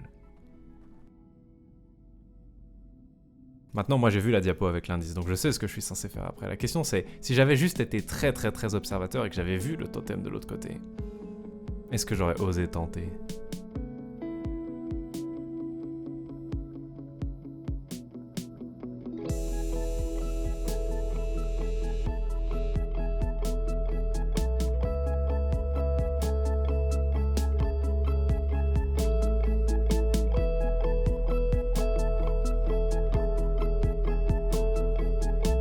Ok, maintenant qu'on a le début de la route normale, je vais vous montrer l'itinéraire. Celui qui permet d'accéder au tableau mystérieux. Donc quand on entre, on prend à gauche, on descend en bas, et ici il devrait y avoir un pont. Vous voyez, on essaye d'aller tout en bas, à l'étage inférieur, parce que le tableau est là. Et on a besoin du pont pour pouvoir prendre ces escaliers. Le problème c'est, les lumières sont éteintes, il n'y a pas de pont. Et ces lumières s'allument avec ce totem, donc il faut qu'on arrive de l'autre côté de ce totem, pour pouvoir l'activer. Donc on continue tout droit. Ici, on descend en bas à droite. Et ici, il y a une main. La main nous emmène dans un jardin, qui est magnifique et extrêmement relaxant. Et d'ailleurs, il y a un truc que je dois vous montrer. C'est pas en rapport avec l'itinéraire, mais il y a un truc qu'il faut que je vous montre dans ce jardin. Regardez. Il y a un hibou en train de regarder une diapo. Il sait pas qu'on est là, il va rien nous faire, mais incroyable. Incroyable. Bon, ça n'a rien à voir avec l'itinéraire, mais au bout du jardin, il y a un escalier, et quand on monte en haut de l'escalier, on arrive dans une grande pièce. Ici, il y a un couloir, celui qu'on devra prendre pour repartir, mais avant, à côté, il y a cette immense pièce. Et au fond de l'immense pièce, il y a le totem. Maintenant qu'on a trouvé le totem, on met de la lumière dedans, on fait apparaître le pont, et on doit relonger la grande pièce pour aller chercher le couloir qu'on a vu en arrivant. Hop. Et au bout de ce couloir, au fond à gauche, il va y avoir une dernière main qui va nous ramener dans le hall principal. Donc on est revenu à la case départ, on prend le pont, et ici on prend pas à droite mais à gauche pour descendre, et on est enfin dans la pièce la plus en bas de la maison avec le mystérieux tableau. Voilà, ça c'est l'itinéraire qu'on a fini par trouver après s'être baladé plusieurs fois dans la maison. Pourquoi est-ce que je vous montre l'itinéraire ? Vous savez probablement pourquoi je vous montre l'itinéraire. Le tableau est toujours là parce que les lumières sont allumées, mais maintenant qu'on a trouvé le totem de l'autre côté de la falaise, on peut éteindre tout l'endroit.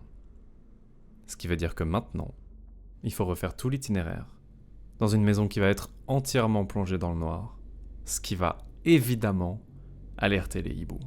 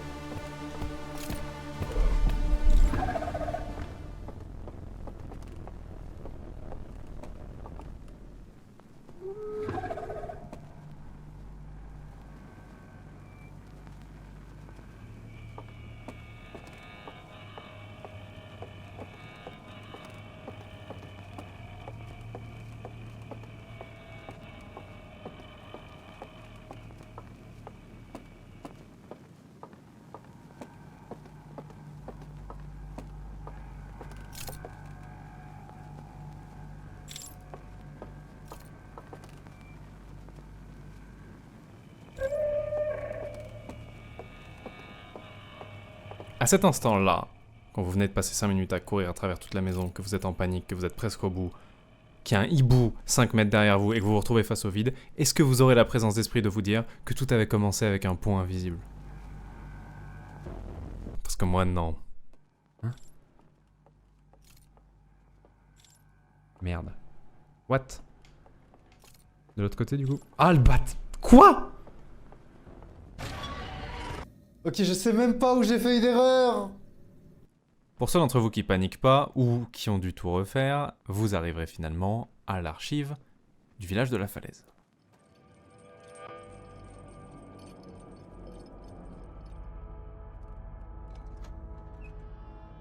Dans laquelle vous trouverez la version complète et non brûlée du 3e chapitre. Celui où ils s'endorment autour du feu.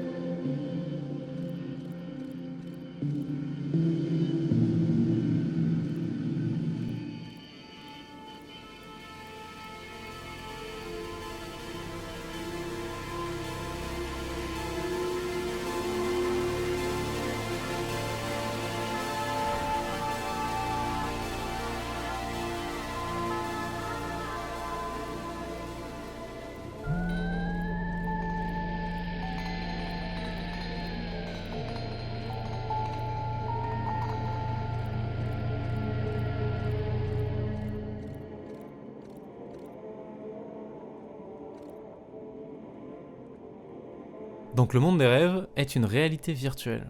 Ce qui colle beaucoup plus à l'ambiance Outer Wilds que soudain les hiboux savent faire de la magie. Et il est bel et bien basé sur leur monde natal. Je suppose qu'ils se sont dit qu'ils allaient devoir protéger l'œil pendant des milliers d'années pour s'assurer que personne n'y touche, et donc ils ont fait une réalité virtuelle pour pouvoir remettre les pieds dans leur monde natal de temps en temps. Mais si c'est ça, pourquoi est-ce qu'ils se sont laissés mourir? Parce que de fait, quand nous on est arrivés pour trouver l'œil, ils étaient plus là pour nous en empêcher.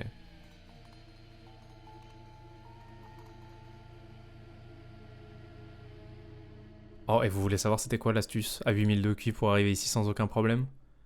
Ok, je pourrais vous montrer la diapo qui l'explique, mais je vais vous le montrer en vrai. Maintenant qu'on sait à coup sûr que le monde des rêves est une simulation, ça veut dire qu'il a les mêmes problèmes que toutes les simulations.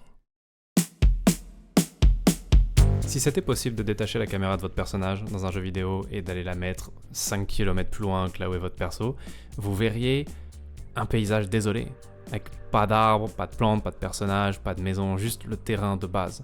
Parce que si on s'amusait à dessiner chaque centimètre carré de la carte avec tous les détails à chaque instant, votre ordinateur il exploserait. Donc on charge ce qui est vraiment nécessaire. Et il n'y a même pas besoin d'aller à 5 km de ton perso. En fait, dès qu'un détail sort de ton champ de vision, on l'efface. Tous ces incroyables processus qui maintiennent la magie, vous les verrez jamais à l'œil nu, parce que le programme est beaucoup plus rapide que vous, même si vous retournez très vite. C'est possible quand même de les repérer dans certains types de jeux où on est obligé de vous laisser vous déplacer très très vite. Genre si vous commencez à tracer à travers la carte à 350 km/h, là le programme transpire et vous le voyez essayer désespérément de charger les trucs à temps. Pourquoi je vous raconte tout ça ? Parce qu'on vient de voir, à travers ces exemples, que la seule façon de regarder un petit peu sous le capot et de voir la magie opérer, c'est soit de se déplacer anormalement vite, soit de bidouiller le programme et de séparer la caméra du personnage. Ces hiboux qui sont morts dans la vraie vie fonctionnent dans la simulation, ce qui ne devrait pas être possible. Ils fonctionnent parce que quelque chose fonctionne. Et si cette chose arrête de fonctionner, il n'y a plus rien. Pour la simulation, qui est le personnage ?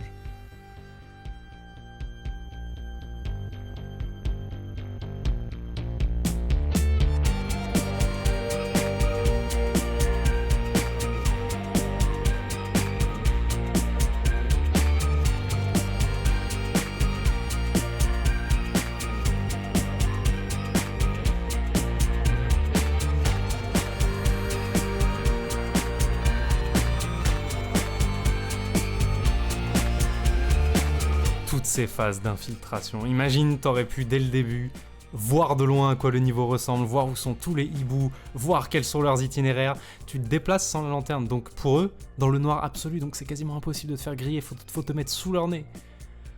Et je veux bien que se dire tout seul, oh peut-être que la simulation est générée autour de la lanterne, c'est impossible, impossible. Mais que je me sois jamais éloigné de la lanterne, par hasard, en 15 heures de jeu. Comment c'est possible? Ils ont baissé la lumière, c'est tout. Pendant les vraies phases d'infiltration, les villages sont plongés dans le noir, mais même en dehors des phases d'infiltration, le monde des rêves est inconfortablement sombre. Je m'en suis rendu compte, j'ai passé 15 heures de let's play à râler sur ça. Là, je vois que dalle. Je suis obligé d'activer ma lanterne toutes les 1 seconde. Alors que je suis pas dans une zone où il y a des piafs. C'est abusé, genre. Et j'ai pas soupçonné une seule seconde que ça pouvait être fait exprès. Et ça marche, hein, quasiment aucun joueur découvre l'astuce de s'éloigner de la lanterne par hasard. Ils ont conditionné des centaines de milliers de joueurs à jamais s'éloigner de plus de 5 mètres d'un objet dont ils n'ont pas toujours besoin, en mettant pas assez de lampes. Et dans la version basse résolution du monde, les ponts s'embêtent pas à être transparents ou non transparents, c'est juste des ponts. Vous avez vu que de l'autre côté du canyon, il y a un autre pont invisible qui était indiqué par rien et qui mène directement au dernier étage?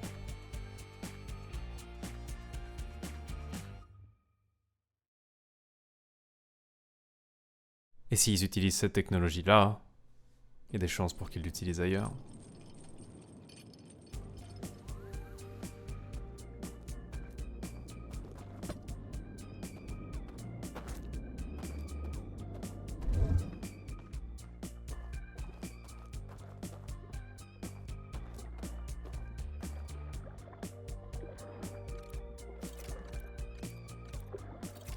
Vous voyez comme ça à l'instinct, je dirais que le code pour ce totem c'est étoile, lune, pleine lune, œil, étoile.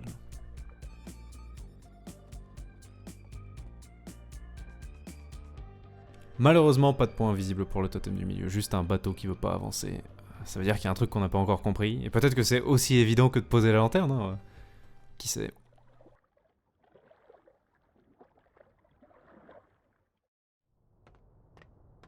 Bon, avant qu'on retourne se perdre dans un village terrifiant pour essayer d'apprendre la fin de l'histoire, ça vous dirait qu'on fasse un truc un petit peu plus relax? Voilà une question que j'ai posée au tout début du let's play. Ah, oups. C'est peut-être pas le moment d'être dans l'eau. Ok, on est de l'autre côté du... On est de l'autre côté du barrage, donc il y a peut-être... Il y a le temps avant que ça arrive jusqu'à nous. Incroyable. Bouglou. Oh le bateau. Oh le bateau. Attendez, est-ce que c'est possible de surfer à la surface de la vague?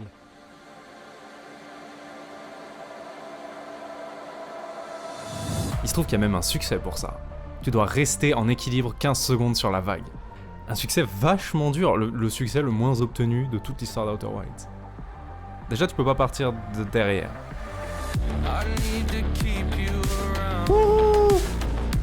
Quoi?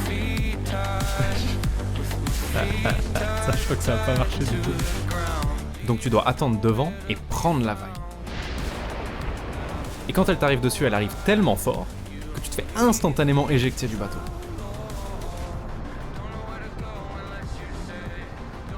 Donc première chose, il faut apprendre que tu dois utiliser les propulseurs de ta combinaison, orienter vers le bas pour te clouer au sol quand la vague arrive. Ensuite, même si tu restes sur le bateau, il faut à peu près 4 secondes pour que tu te manges un truc. C'est le même problème pour tout le monde. Oh my gosh, it immediately took me off. No, I'm still on. Still on. Still on. No! Et même si t'es sur la vague et que t'es pas encore tombé, et qu'il n'y a rien qui t'a encore fauché les pieds, tu dois quand même gérer ta lampe pour faire avancer ou un petit peu reculer le bateau pour garder le bon rythme pour rester sur la vague. Que quelqu'un qui va trop vite dépasse la vague et se fait manger.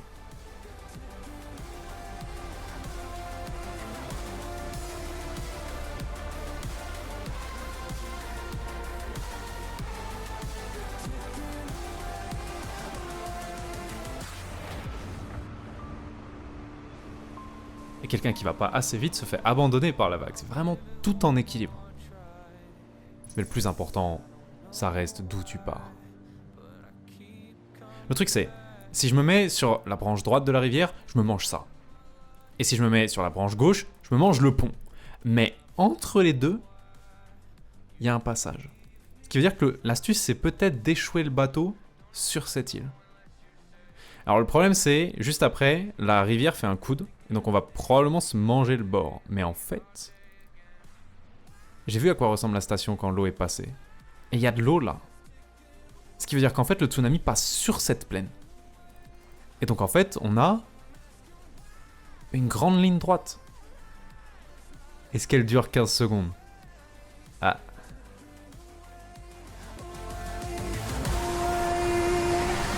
Let's get it. Winning, losing, either way I'm there. Got an attitude, I'm out the roof, up in the air. Let's run, I make it count, yeah, I'm talking right now. Feel like the comeback kid, got no time to spare. Double up score, 22-2-4. You know I win a lot, gotta win one more. On a hot street, never gets old. Soda with the ace, and my team went gold. I'm not playing with time as it's ticking away. It's ticking away, away. I'm asking why. It's not a second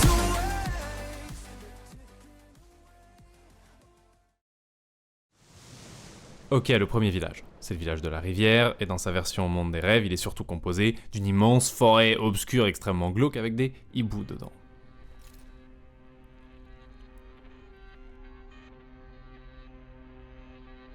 Si t'as le courage de suivre les hiboux, ou si t'as de la chance, tu découvres un tunnel dans la forêt.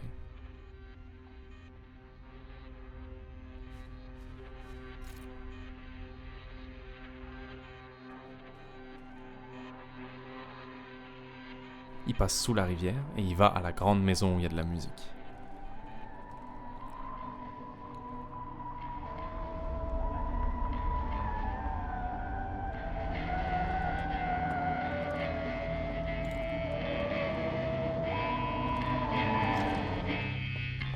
Et traditionnellement, tu rentres dans la maison, tu réalises que tu t'es retrouvé enfermé dans une pièce avec 15 hiboux, et c'est game over.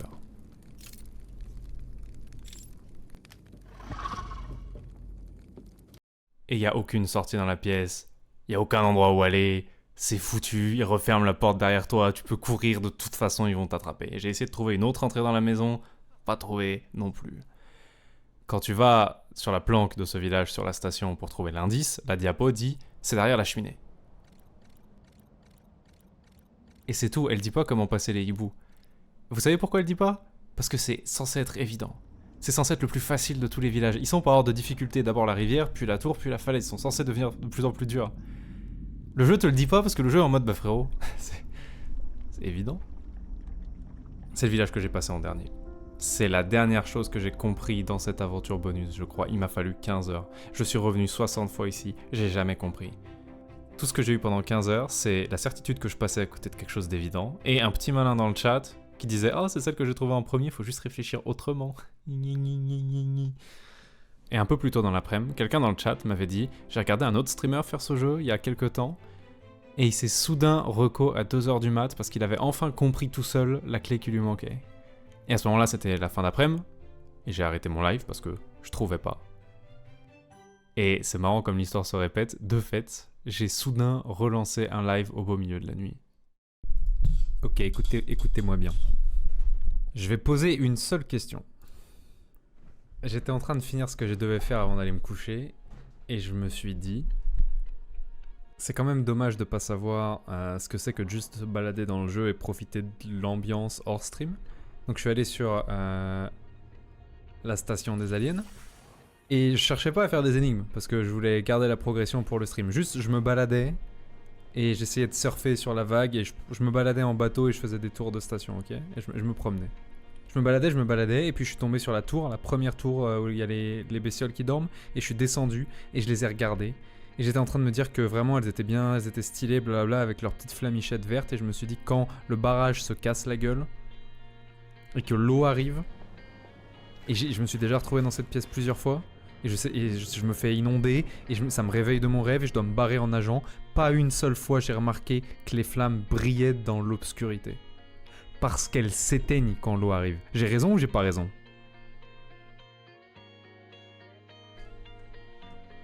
Attendez. Le barrage casse à exactement 13 minutes. Donc à 13 minutes et 10 secondes, il tue tout le monde dans le village de la rivière. Ce qui veut dire que je dois aller dans un endroit bien en hauteur, bien en sécurité, genre le village de la falaise, m'endormir là-bas, aller jusqu'au premier village en prenant la rivière dans le monde des rêves. Et attendre.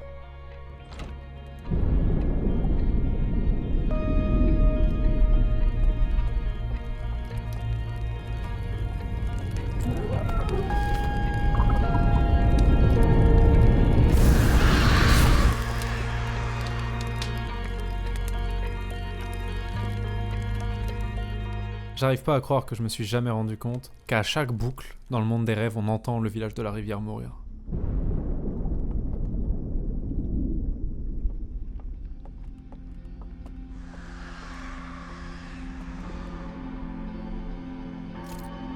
J'ai eu tellement de moments où j'aurais dû comprendre.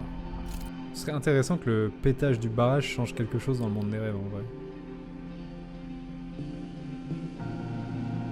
Il y a même eu un moment où je me suis demandé d'où venaient les hiboux qui se baladaient dans la forêt. Et j'ai découvert qu'ils sortaient d'un groupe de petites maisons, et je me suis demandé si je pouvais aller dans ces maisons, donc j'ai attendu que l'un d'entre eux sorte, planqué derrière la porte. Et au moment où il est sorti, la vague nous a réveillés. Et j'aurais pu le voir disparaître à cette seconde-là et comprendre, mais il est mort de l'autre côté de la porte. Oh mais non mais pas... Pile à ce moment-là quoi. Oui.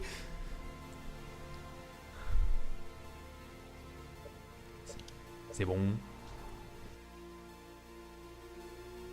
C'est quand même la deuxième aventure où je reste bloqué 15 heures sur un truc où il faut ne toucher à rien et attendre. Mais bon, à la fin je suis arrivé là.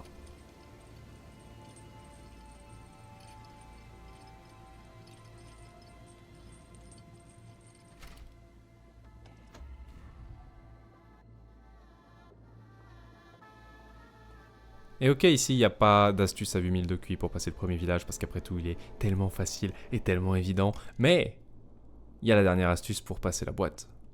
Et celle-ci est cool, genre vraiment très très cool. Genre maintenant, on sait que c'est une simulation. Donc il faut penser comme si le monde des rêves était un énorme jeu vidéo, ok? Il faut penser règles de jeu vidéo. Où est la boîte? Et on sait que juste en dessous, il y a l'ascenseur, qui nous emmène sous terre, ce qui veut dire que la boîte est sous la rivière. La boîte est sous la rivière. Faut pas se poser plus de questions, la boîte est sous la rivière, donc si tu es à la rivière, tu descends. Mais, on n'a pas trouvé de route. Mais il y a une route, et c'est la route la plus simple possible, il faut y aller en ligne droite. Alors je suis bien d'accord que le premier truc qu'on nous a appris dans le monde des rêves, c'est l'eau tue. Il faut juste passer par le point de la rivière où il n'y a pas d'eau.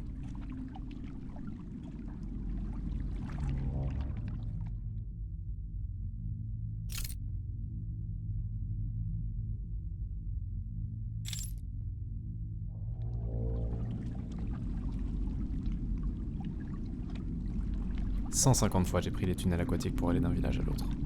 150 fois. Et à chaque fois tout devenait noir et je me disais c'est parce que le monde des rêves est sombre, c'est un temps de chargement. La simulation était en train de décharger le village qui était derrière moi et de charger celui qui est devant. Et à cet instant-là, y a rien qui est généré, même pas l'eau sous mes pieds. J'ai jamais réalisé qu'on n'entendait plus le bruit de l'eau pendant ces quelques secondes.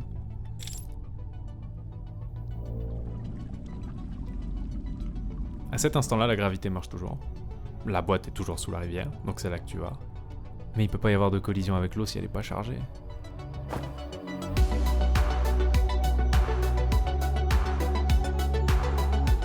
Ils ont pris ce truc classique de jeu vidéo où les devs oublient de mettre de la collision et tu tombes sous la carte. Ils en ont fait une clé pour résoudre une énigme.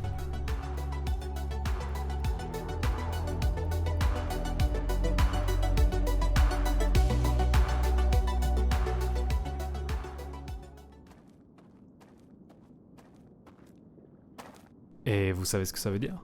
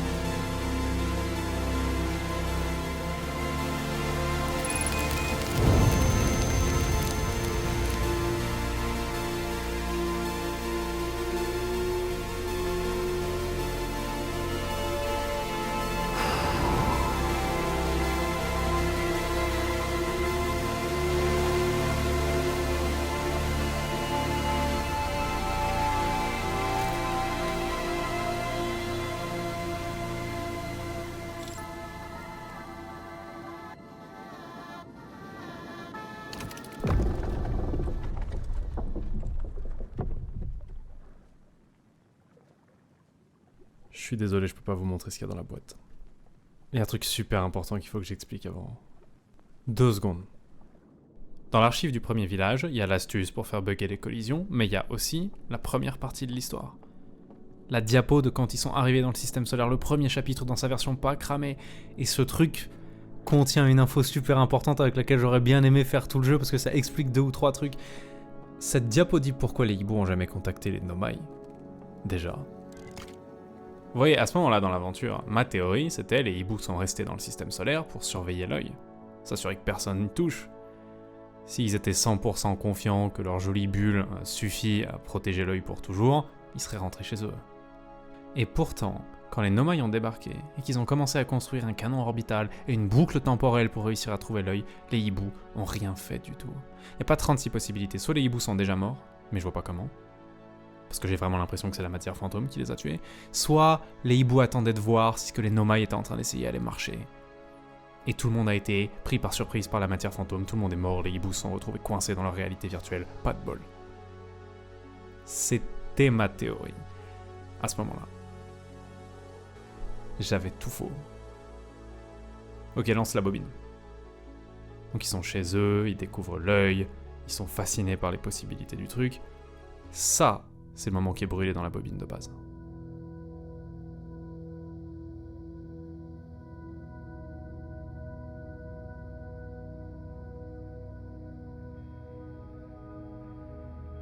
Les hiboux pensent absolument que leur bulle suffira à planquer l'œil pour toujours. Et s'ils rentrent pas chez eux, c'est parce qu'ils peuvent pas. En fait, la station est tout ce qui reste de leur planète. Ils ont compris très vite que l'œil pouvait créer n'importe quoi, mais ils ont dû se dire qu'ils pourraient le contrôler. Qu'ils allaient devenir immortels, qu'ils allaient devenir des dieux, et quelque part dans le processus, ils allaient récupérer leur monde natal. Quand ils ont compris comment ça marchait vraiment, non seulement ils avaient fait tout ça pour rien, mais ils avaient tout perdu.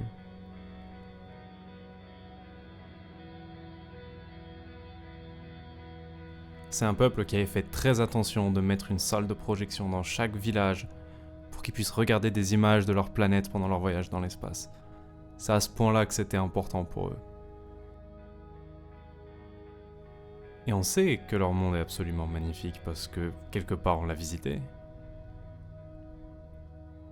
Pour nous, il est inquiétant parce qu'il est très sombre, on n'est clairement pas les bienvenus et aussi il n'y a pas la petite musique chill que j'ai mis dans le montage. Mais en vrai, le monde des rêves est très très beau.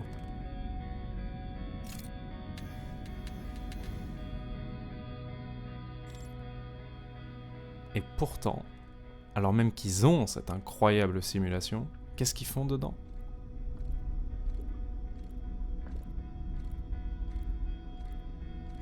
Les hiboux ont jamais entendu parler des Nomai. Ils sont morts très longtemps avant. Probablement de faim parce qu'ils voulaient plus sortir de la simulation. Vous connaissez Soviet Womble ? Incroyable youtubeur. Il a laissé un commentaire super intéressant sous l'une des vidéos des musiques d'Outer Wilds. Il dit les hiboux fonctionnent en cercle. Ils vivent sur une station circulaire avec des barques en forme de cercle, des soucoupes volantes en forme de cercle. Ils racontent leurs histoires sur des diapos qui sont rondes, leurs salles sont circulaires, leurs escaliers, tous les objets qui s'activent sont des cercles. Leur histoire aurait dû être un cercle aussi. La façon dont ils ont fait le sommaire le montre vraiment.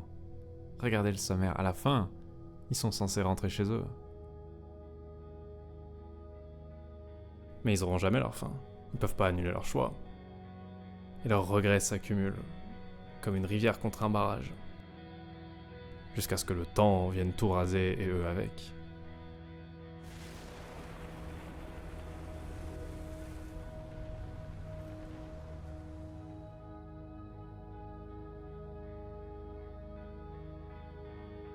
Vous savez pourquoi j'ai dit tiens la première fois que je me suis fait ramener au début de la boucle dans cette aventure ?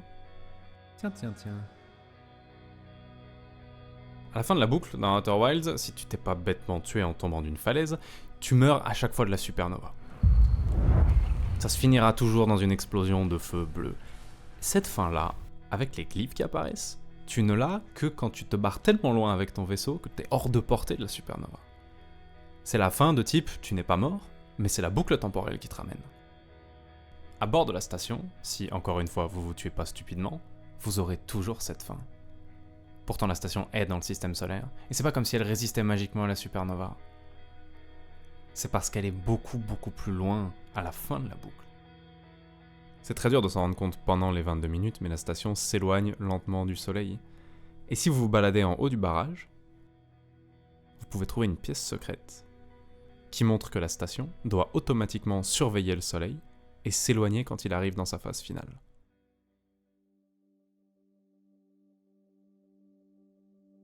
C'est pour ça que les voiles se déploient vers 5 minutes dans la boucle.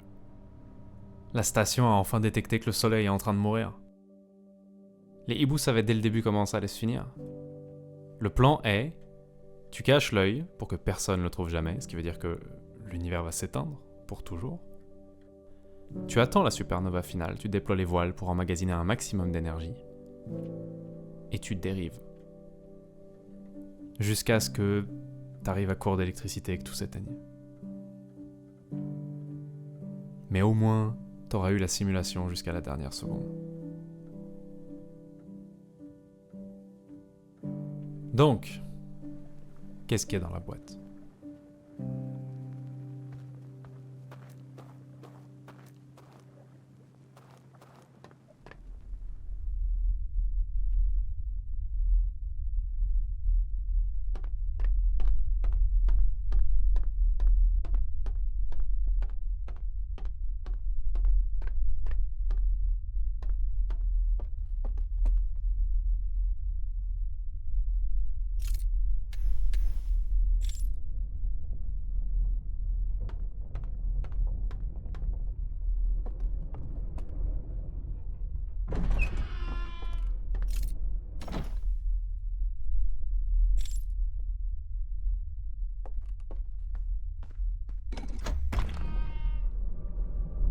Ça devrait plus être trop dur à deviner maintenant. Les hiboux ont quasiment tout perdu, ils sont prêts à n'importe quoi pour protéger ce qui reste. Qu'est-ce qu'ils vont détester suffisamment pour l'enterrer et pour jeter la clé ?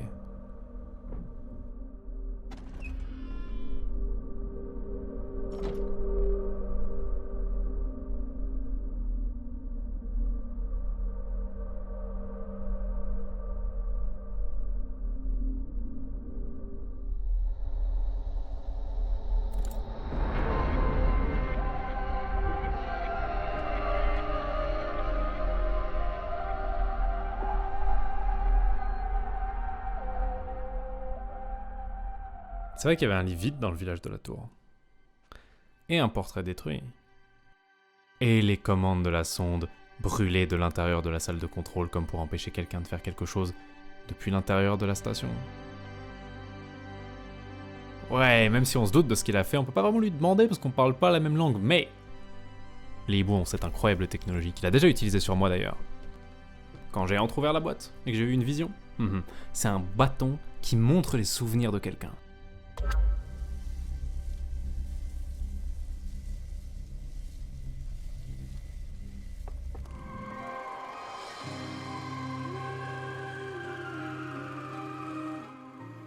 Ce gars avec un bois en moins est la raison pour laquelle tout Outer Wilds arrive, jeu de base compris. Il a décidé que son peuple n'avait pas le droit de fumer tous les futurs possibles pour avoir un peu plus de temps dans la simulation, et il est allé libérer le signal.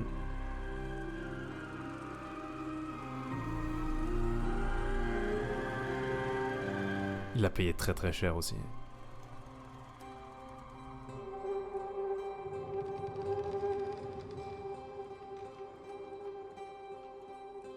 Ça fait probablement des millénaires qu'il est là seul. Et à n'importe quel moment, il aurait pu souffler la flamme de sa lanterne pour en finir. Mais il voulait probablement savoir si ça avait servi à quelque chose. Est-ce que le signal qu'il a libéré pendant quelques instants a été reçu par quelqu'un ?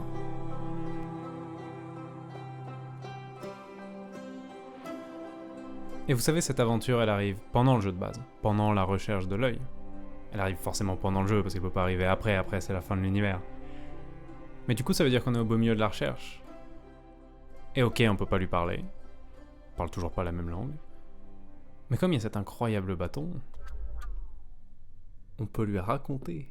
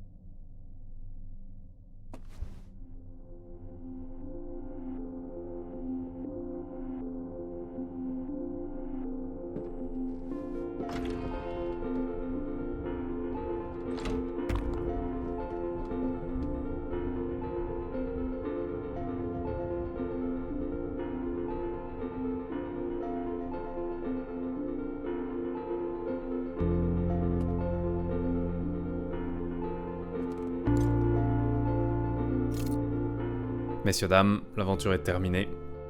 On a trouvé le dernier secret de la station et libéré un hibou qui était là depuis 100 000 ans.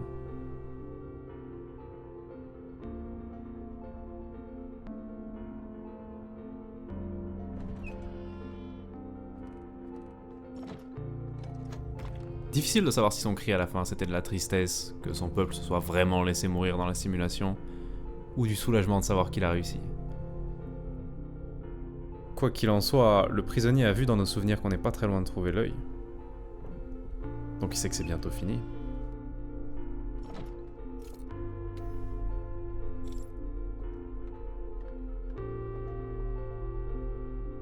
Il sait que ni lui ni nous on en a pour très longtemps encore. Et son vrai corps est mort dans cette cloche depuis 100 000 ans. Et il a probablement pas envie de voir les hiboux qui l'ont laissé là de toute façon.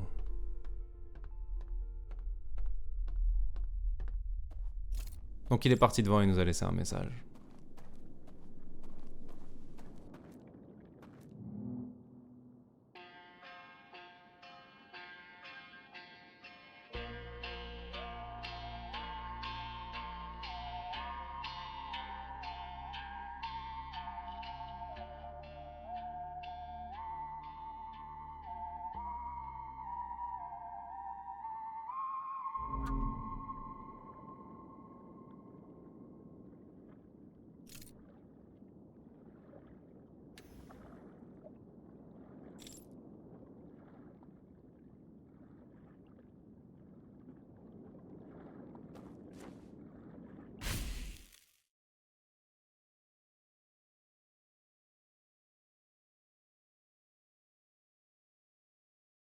Si on veut le revoir, faudra arriver à la fin du voyage. Là où tout le monde nous attend.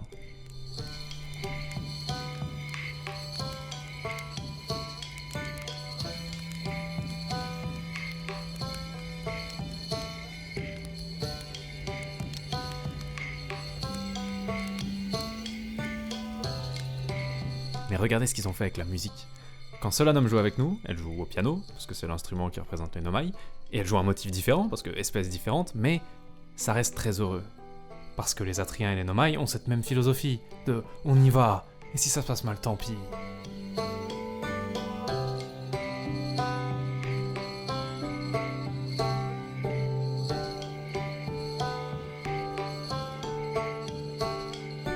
Quand le hibou joue, il joue avec son espèce de violoncelle. Et il donne un côté si triste à l'ensemble.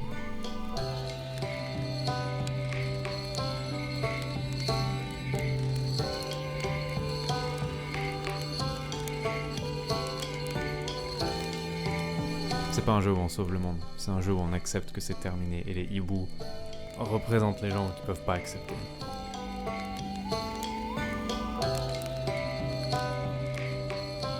Maintenant qu'on sait qu'une personne de plus s'est sacrifiée pour tout ça, on aimerait quand même bien avoir la certitude que ça sert à quelque chose. Est-ce que là, il y a vraiment besoin qu'une créature consciente aille jusqu'à lui pour relancer l'univers ? Ou est-ce que c'est juste un truc qu'on se dit parce que c'était une théorie des Nomai et c'est confortable de penser que le voyage avait un sens ? Ah déjà, vous voyez l'image, la dernière image du jeu, celle où on est censé voir l'univers futur ? Si vous faites l'aventure bonus et que vous rencontrez le prisonnier, elle est légèrement différente. Il y a une créature en plus dessus, une créature qui a une lanterne. Mais, il y avait honnêtement un truc plus beau et plus important que ça, qui répondait déjà globalement à la question dans le jeu de base. C'était la dernière musique du jeu. Le dernier indice, on l'a grâce à Andrew Frallo, qui est le compositeur hors du commun d'Outer Wilds. Le dernier truc qu'on entend dans le jeu de base, c'est un morceau qui s'appelle 14,3 milliards d'années plus tard, et qui raconte globalement tout le jeu. Ça commence avec le piano des Nomai. Ils arrivent dans le système, ils cherchent l'œil, et rapidement ils découvrent une forme de vie qui était déjà là, des petits poissons bleus avec 4 yeux, qui sont représentés par le banjo.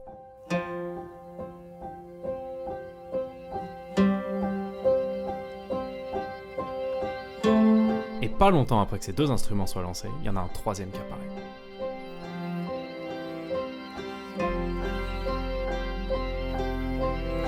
Le violon. Qui est le violon ? c'est pas les hiboux. Cette musique a été composée avant qu'ils pensent à faire l'aventure bonus, ce n'est pas les hiboux. Personne dans le jeu de base est représenté par le violon. Le violon est les potentiels habitants du futur univers.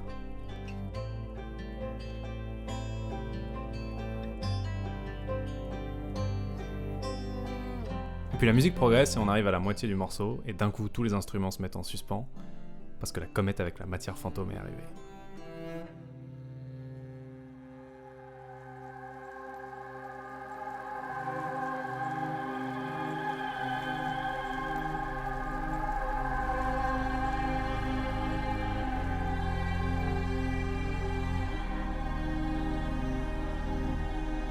Et la comète a tué les Nomai. Donc à la fin de cette phase, on va entendre un crescendo, le piano va jouer pour la dernière fois, et il va s'arrêter.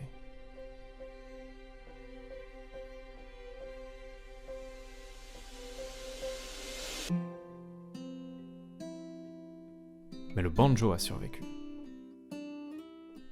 Et parce qu'il repart, il redonne sa chance au violon.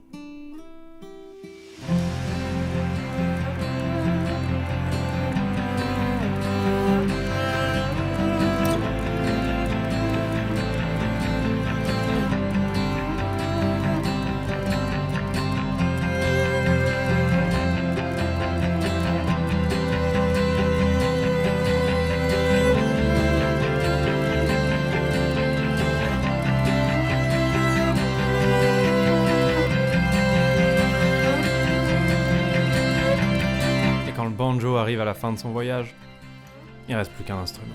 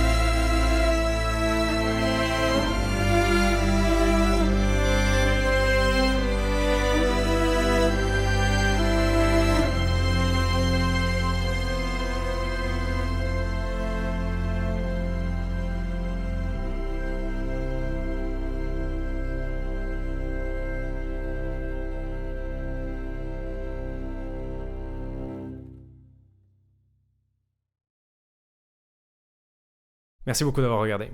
C'est vraiment gentil. Si vous voulez voir la prochaine aventure, vous pouvez me suivre sur Twitch. Si vous voulez soutenir la chaîne, vous pouvez vous abonner sur Patreon, ou vous pouvez aller voir Deblock, notre sponsor du début de la vidéo, et cliquer sur leur lien. Quoi qu'il en soit, merci encore, et à la prochaine.